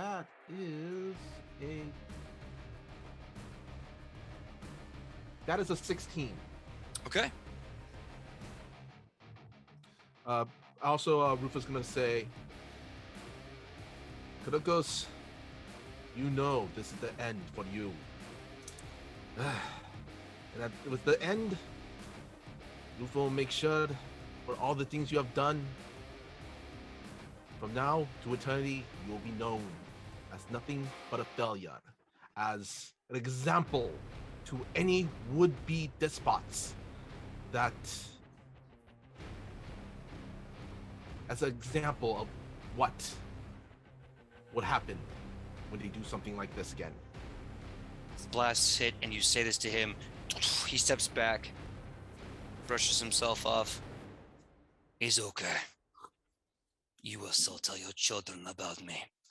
You will still look for me in your leaders. You will still be afraid of me. You can kill me. You only make my day. That being said, it's now Sidney's turn. Give me a recovery check. The DC to beat is 11. Just roll Well, raw D20. Here's Raw the thing. D20. Get an 11 up on that D20. Here's the thing. Yes. I have Breath of Life, which is technically a reaction. I just don't know if it works on me. I'm going to say no because you have to be alive to cast it. Okay. All right. What did I have to get? On the D20, it has to be 11 up. No. Nope. Mm-mm. You are now at dying 2. The healer is at dying 2. Next up, we have Ian. Ian. Korokos does not look good at all. Alona is bleeding to death. Morel will act after Sam will, but right now it looks like she is dying. What are you going to do?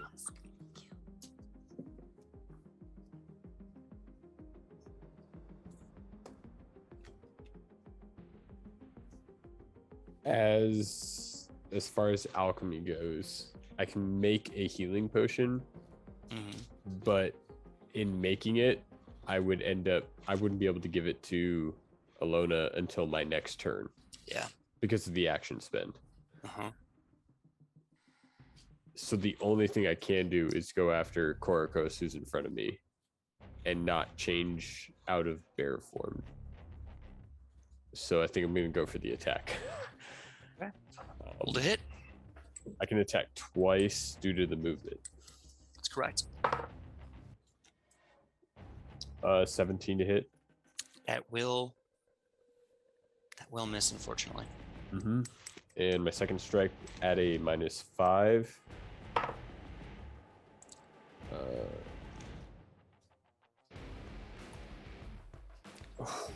Man, 16. That will also miss. Fortunately, it will miss. With that being said, it is now Kylie's turn. Kylie, what are you going to do? Is when he swung at me, is he now essentially like right next to me? He's about 10 feet away from you. Okay. Too close. I have my ring. Did you use both charges of your ring? I used for Chog's ring, not for the Eye of Horus. Eye of Horus is passive. Happens all the time. Oh. Sick. Yeah, you always get your wisdom modifier bonus and damage. Oh. Okay. Okay. But it still is I ignore the penalty for it being too close. Yes. Okay, cool. All right. Let's. Yeah, I don't want to take out my scimitar because that's melee and I don't like that. No. Screw it. We're gonna do my scimitar. Okay. 3 attacks. All right. 26 for the first. That'll hit. Natural 20 for the second. That'll double the damage. And then a 3 for the third. You'll miss in that, but it's okay. Technically speaking, to even draw, it takes an interact action, which is one action anyway. So you still hit and crit. Give me the hit damage first and the crit damage second. Cool.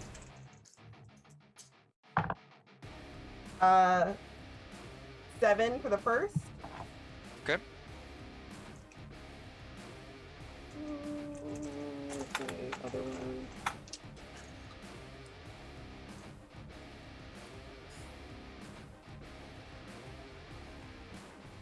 $18 for the second. 18 for the crit. Yes. Okay. You are finding it very hard to get a solid purchase on him, but you are definitely seeing that he is getting bloodier and bloodier with every chunk that you are cutting off of his body. And he's kind of wincing and screaming in pain because he is too exhausted to let out an actual cry of pain.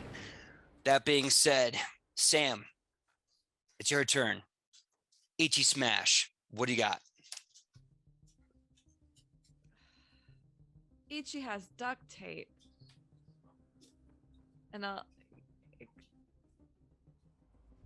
Yeah, I gotta duct tape my friend. I gotta do it. I think she actually, I don't know if this matters mechanically, but for flavor, I think she's like raging and like ready to go in for the hit, and she sees Alona, and Alona's looking fucked up. And I think she like actually calms her rage, and I'm actually gonna run over to Alona and just try to tape her together. Okay. All right, it's a medicine check +2. Technically speaking, you need battle medicine to heal within combat. But since you're using a magical item, sort of, kind of, I will allow it to just happen. Give me a medicine check. This will be movement, dropping rage, and healing. Okay, and I'm just trying to stabilize her. Okay, so if you want to stabilize her, that's good. The DC is lower. You might actually end up healing her. So roll medicine check for me. You got it. So you said it was just my dice plus my medicine? D20 plus medicine bonus. That's right. +2 because of the duct tape. Okay, yeah. This isn't the greatest bonus. So all right. That's 15.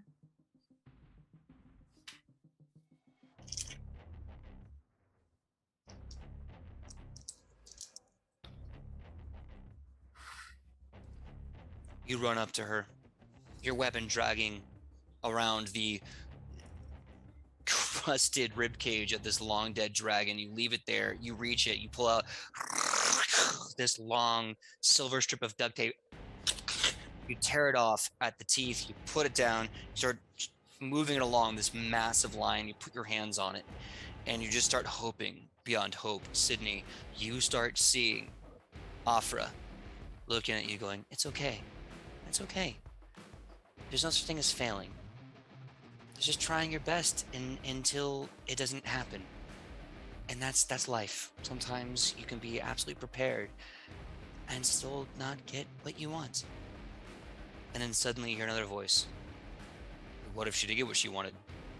What if she got justice, glory, ribbit? What if she got 1,000, 1,000,000 lives? And you start seeing the Iron Frog, La Rana de Hierro, and the 1,000,000 lives that follow El Phoenix. You start seeing everyone, every hero of Azmokan who has perished, standing in an army cheering you on, and they're saying, but what if you succeeded? But what if you lived? But what if you looked death in the eye and said, I don't feel like it? And as Afra kind of smiles and looks at them, she goes, yeah, but what if you did say no? What if you did say, I choose to live? I mean, what's greater than that?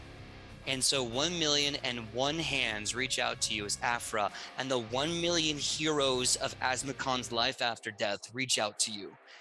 And like a river, they lift you up, like an ocean that's cresting to meet the sandy sea of the beach.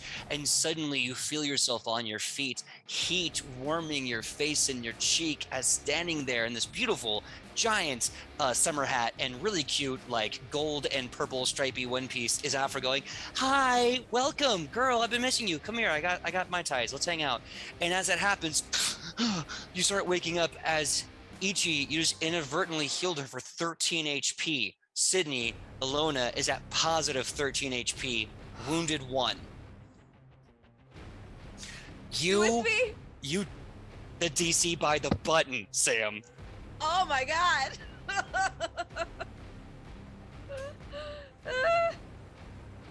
God. So Korikos kind of looks at this and goes, "Do not undo what I make," and he swings at Ichi.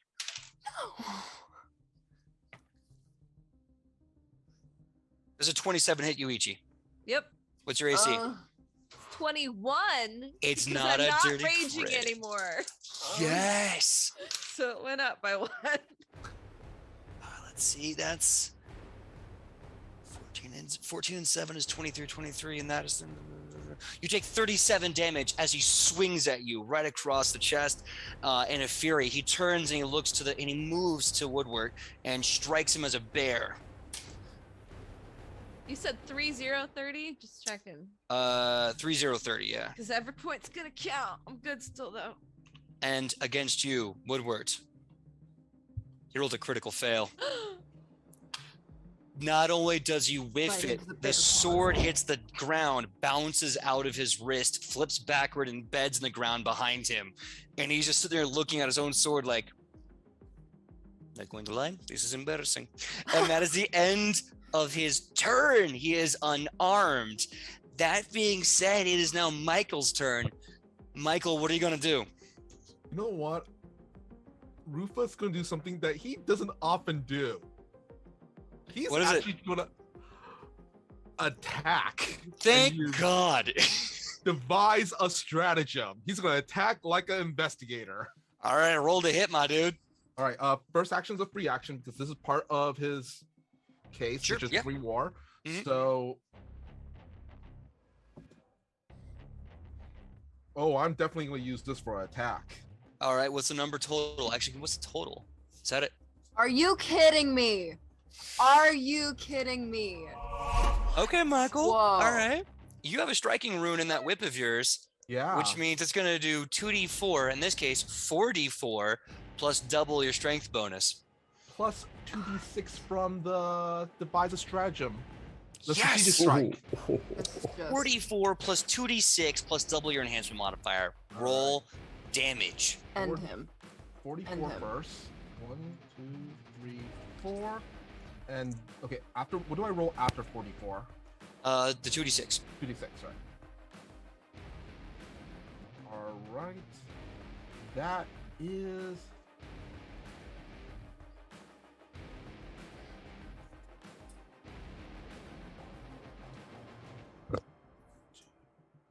all right. That is 22.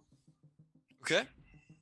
And let's see, because it's 22 plus. Okay, it's just a 22 then. Cool. You crack this. You see his body just splay and his orc blood fly, and he kind of shakes it off, and he goes, "Finally, the liar decides to become a real man. Don't you stop now! Kill me!" You have 2 actions left. What are you gonna do, Michael? What?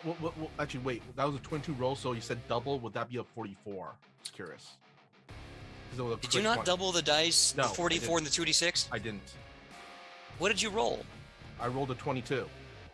from the Total. 44 and the 2d6? Yeah. Then that's it. You got it. You did it. No, but would that be doubled? No, because the 44 is the 2d4 doubled. Oh, okay. Yeah, you got it, buddy. I don't attack often, okay? So, okay, It's quite okay. next- You got 2 actions left. What are you gonna do? 2 actions is I'm gonna use 1 action to. Let's see. We're gonna use it to trip. All right, roll the hit. Roll athletics against Athletics. his fortitude DC.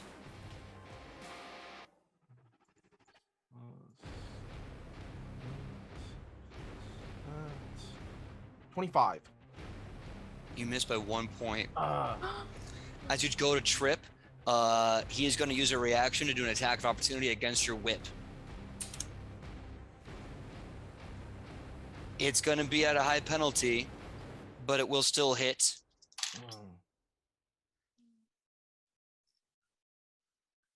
As you try to wrap the whip around his ankle, he looks at it, looks at you. Just before it finishes its last rotation, he takes his sword, shatters your whip. It breaks. Oh. You would now have to go to someone to repair it, but it is broken, and the whip kind of almost writhes All right. and goes away.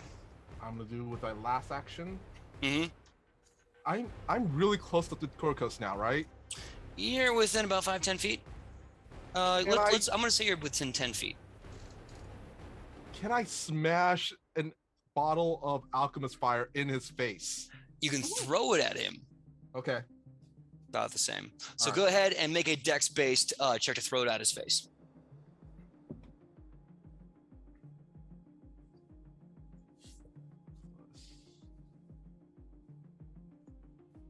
That is a 30.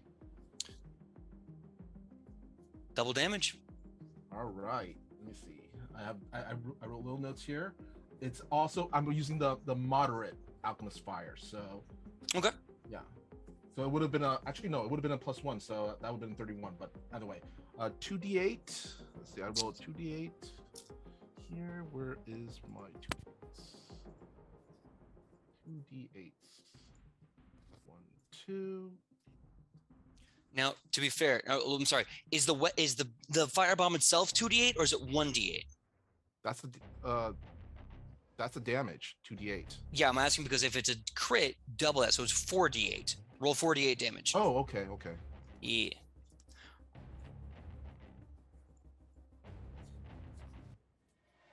Okay, that would be a 20 plus 2 fire splash damage, 2 persistent fire damage and 2 fire splash damage, which if doubled, that would be 4 persistent fire damage and there are 2 fire splash damage. Okay. So as the fire starts licking from all around him, you throw it and it breaks on him, and you kind of see him kind of stepping back and screaming. And as he drops to the ground, pounds it, takes the fiery chemicals off his face, and he goes, "I'm going to kill you next, liar." You just burned his last ferocity. Good. At this point, whatever happens next, well, whatever happens and you destroyed the HP that is left next, he will stay dead. So somebody kill him before he kills me, please. So that being said, Sidney, it's your turn. Wow, that would be incredible. I doubt it, but that would be really cool. All right, cool. I'm gonna cast Spiritual Guardian. Okay. And I'm going to strike him with Spiritual Guardian. And let's see. Let me roll that spell attack roll.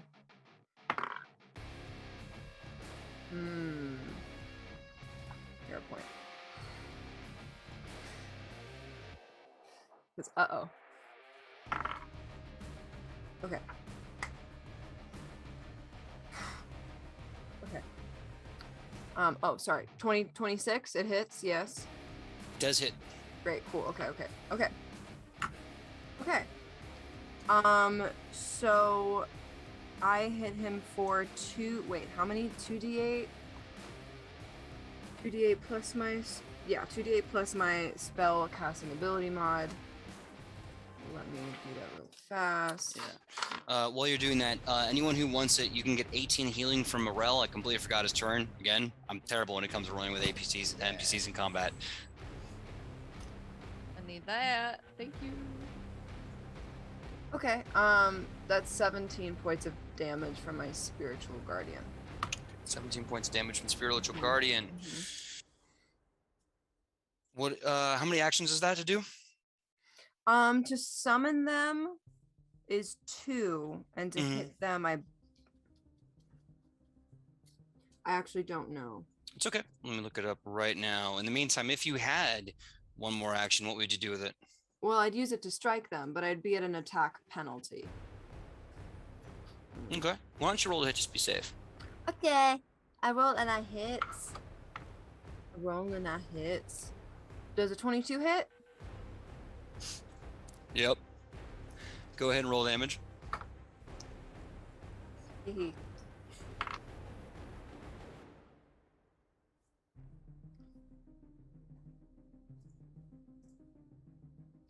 13 points of damage. Okay. Just in case. Yeah, it's a big chunk of text. It's a thick spell. It is a thick spell. You're casting It spiritual is. weapon, right? Spiritual guardian. Spiritual guardian. It's a So third it level l- spell. It's a spell. Yeah. It takes the form of a guardian. And it's literally a guardian. Okay. A thing, and it uses my deity's weapon, which is of course unarmed. Okay. So you said the third damage is 13? Yeah. Tell me the tale. How does Alona kill Korokos? Oh no! Oh no! Now, here's the thing. Doesn't have to be by your hand. Could be by your spiritual guardian. Okay. So this is how. Okay. So this is how I see it. This is the first time that Alona's ever summoned her spiritual guardian, so she doesn't know what it looks like. At first, you see it looks like Afra, then the visage turns to Morel, then the visage turns to Ichi, then the visage turns to Shionibus and Rufa and Woodwort. And at the very end, the punch that ends Korokos, the visage turns into Alona herself. So, you're beaten. You're bloody. You're broken, but not unbowed. Korokos himself is standing with his sword. The one man who has allied nations to kill nations, who has made a promise to his god and his king to turn all the world to rubble. It has been easily 3-4 months of constant travel, fighting, struggle, learning, and trying. And now in this moment, in the belly of the dragon that lives in his castle, you have had enough and you cast your spell. And he stands there and he goes, "Oh, you pacifist, what can you possibly do to me?" And suddenly, did that? He looks at the ghostly Afro form of Shionibus. What? Hit me in the head! The ghostly form of Ichi just smiling and egging him on. No! Hit me! Looking down, there's Woodward giving him a jumping uppercut. Kind of tugs at his nose a bit and just offers him a drink. He tries to strike down at him, and then all of a sudden, another strike as the ghostly form of Rufa knocks by, whips him by the head, pulls his head down. He whips up and into the form of Morel just cracks him in the jaw, and you see the jaw breaks and shatter, hanging loose in the skin of his green face as he gets up. He's looking around, blood now overcoming his body, eyes swollen, ribs being favored as they're easily broken, and he looks at you and he just wipes the blood from his face. You cannot hurt me, pacifist. It's not in your nature. And then stepping around you is you. And you threw a punch, the likes of which comes from 4 months of not throwing a single blow, the likes of which comes from years of study, the likes of which lives in a lifetime of worship, peace, love, weaponized to a single point till it becomes so small it is more like a bullet than a punch. And as it hits him in the face, his head spins around. You can hear the sound of meat and flesh breaking as you shattered his skull, and he whips in midair and lands. And your spirits, all 6 of them, pick him up, and in a burst of holy fire, he's dead. And the guardians stand behind you. As this building, this flying castle in the sky, starts to tip. You can feel all your weight falling back. But around the corpse of Korokos stands 12 heroes. The 6 heroes of tomorrow and the 6 guardians of their spirit. On this day, the Green Army, the war of the orcs against the world, peace itself, continues. But now the next challenge has to be the challenge of how do you get to enjoy peace as wind starts to whiz up. A screaming of the breeze starts to overwhelm your senses, and you can feel the earth underneath you start to plummet, like the ground has been pulled underneath you, like a rug pulled out from your feet. The dragon is going to be scuttled, to comet into the earth. I need one big survival check. Oh, DC 100, level 5, you can probably kick the crap out of this. DC 100, it has to be a survival check as you find your way out to the climactic exit from this falling castle. TJ, the Yes. one skill that I am not trained in. City Gotta boy. get that assurance feat. All right. Ugh. So, a 19 for me. Okay, 19. Kylie, I see your hand over your mouth. It's either really good or really bad. What is it, Kylie? Oh, Kylie. Leg and Shiona this fashion. That's a 1. Laura has a hero point. Laura has a hero point. He was trying to give it to me earlier. Laura has a hero point. She has one more. If she can give you that hero point, that means you may not have to keep that one. I'll give you the chance to get that. In the meantime, Ian, what's your survival check? Well, I'm debating now whether I should try to roll and get above a 10 or I should just use my assurance. I'm going to go with the safe bet and give us a solid 20. Okay. Solid 20. I'm curious, what bonus will we get if Rufo uses his snap leaf? None. This is Okay. not about falling. This is about finding your way out. All right. Then you know what? I rolled an 11, but I am going to use my hero point because honestly, it's that time. We're near Yeah. the The end, time. so Uh, hopefully I roll higher than 11. I hope so. Laura gave Kylie a hero point. Okay. Kenny, you're my new best friend. Sorry, Sidney. Oof. Ooh. Oof. That's fired. So what is your new roll? Kylie, we'll get to Michael's in just a second. That was a 12, which makes it. Hold on. Wow, math real fast. 21. 1. Love to see it. Okay, Michael, what's yours? I could add my wisdom modifier, right? You're supposed to, yeah, for survival Okay, check. okay. Yeah. 19.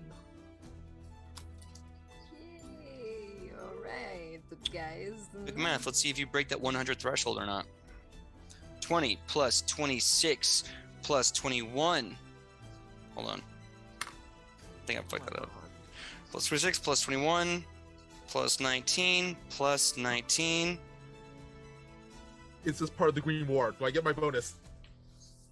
So the Plus DC to beat for a group score was 100. You start running. Debris starts falling. You start seeing the last of the goblins and hobgoblins trying to find whatever they can to jump out with to safety. Some are aiming for the water. Probably certain demise at this point, but now as the thing starts falling farther and farther and farther down, and you start realizing just a few seconds before you collide and die in this one last moment of heroism, you think to yourself, at least we saved the world together. And in that moment, your bats finds you in an open corridor. You jump on your bats, your griffins, and you go flying out. You rolled 105 total. Oh, Oh, Ooh. As the 6 of you, Morel included, I really wish I thought to roll him more. Leave. You look and you see the ship. As it starts to move, it bounces off the southeast coast of Adelphon, and then kind of does a little bit of a twist, hits the water, and then starts to sink with great speed. Out of character, you realize it collided with Daltonshire. The front gates of Daltonshire have been broken. no! In 2022, if I can see your wonderful faces for Halloween, welcome the revenge of Daltonshire. Oh. You're evil. Until then, this massive structure craters, bounces, hits the ocean, and starts to sink. Cut to the War of Five Nations. They are dead silent as the Wormkin are defeated, and they look up, watching this massive structure tilt, crumble, tilt off its axis, and fall. And then, in the last second, the 11th hour, 6 dark shadows start flying off the horizon. The rising sun of the afternoon crests behind them to show 6 bold heroes have saved the world from rubble, destruction, the absolute audacity of Korokos to create a world war. Today, no culture, no nations, and no further lives must be shed in the name of war and death. Congratulations. You all have finished season 1 of Edge of Legend. You have beat Korokos. The war is over.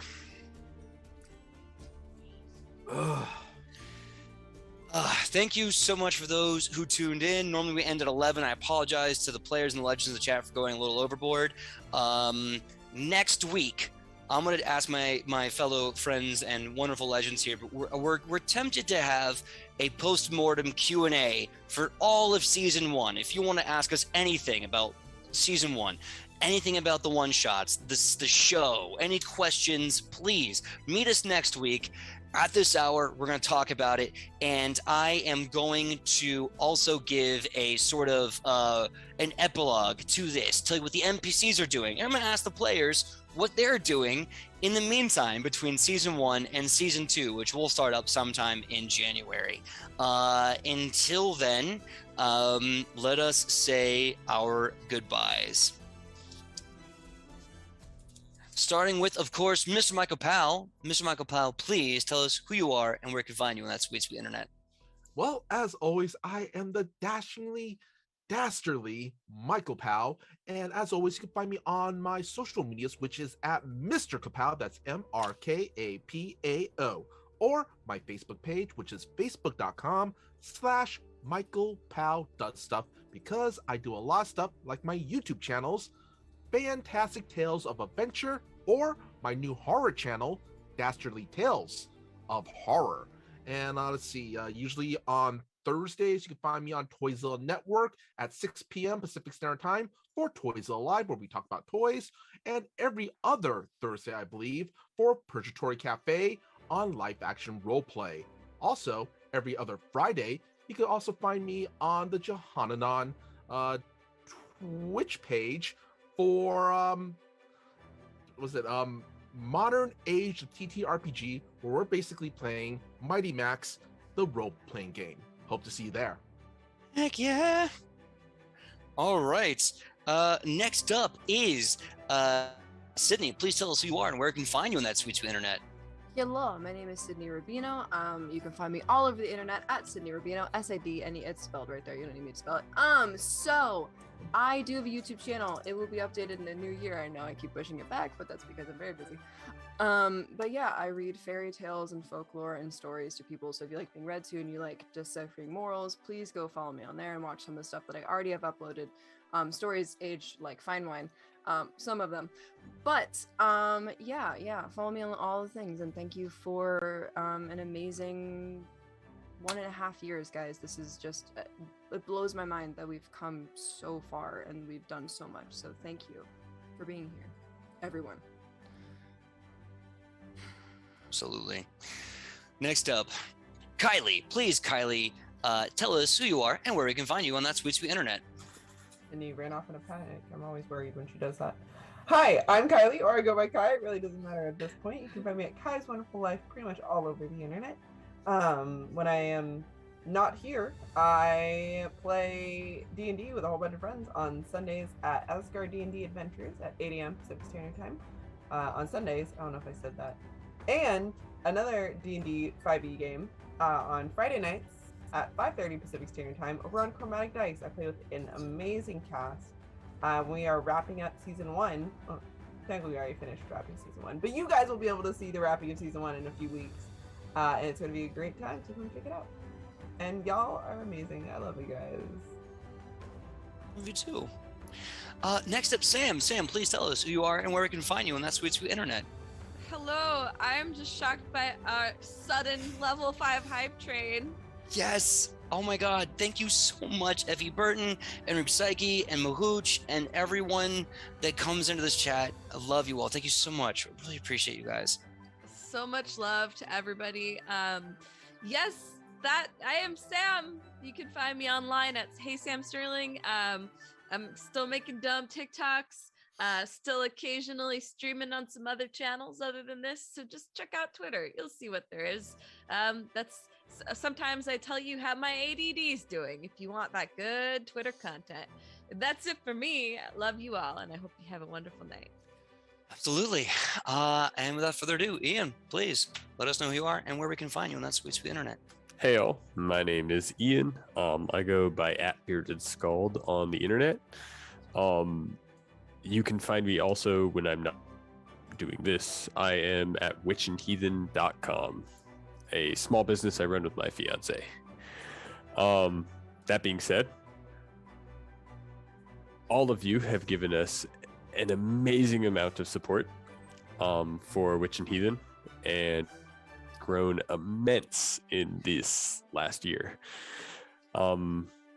So I have to step away from Edge of Legends. Now, this isn't a goodbye. It's a farewell for now. I have an amazing campaign that I am working with PJ to write for January. So I'm really excited to see that. I'll be there for the Q&A, and you will not be getting rid of me in either the Discord or the chat of this particular channel on Wednesday nights when I can make it. So I'm so happy to be able to wrap up season 1 with all of these amazing people in front of me now. And I look forward to tuning in for season 2, 3, 4, and beyond. I will see you guys when I see you, in person and also in game. Love you all to everyone who's watching, and to let PJ close it out. Okay.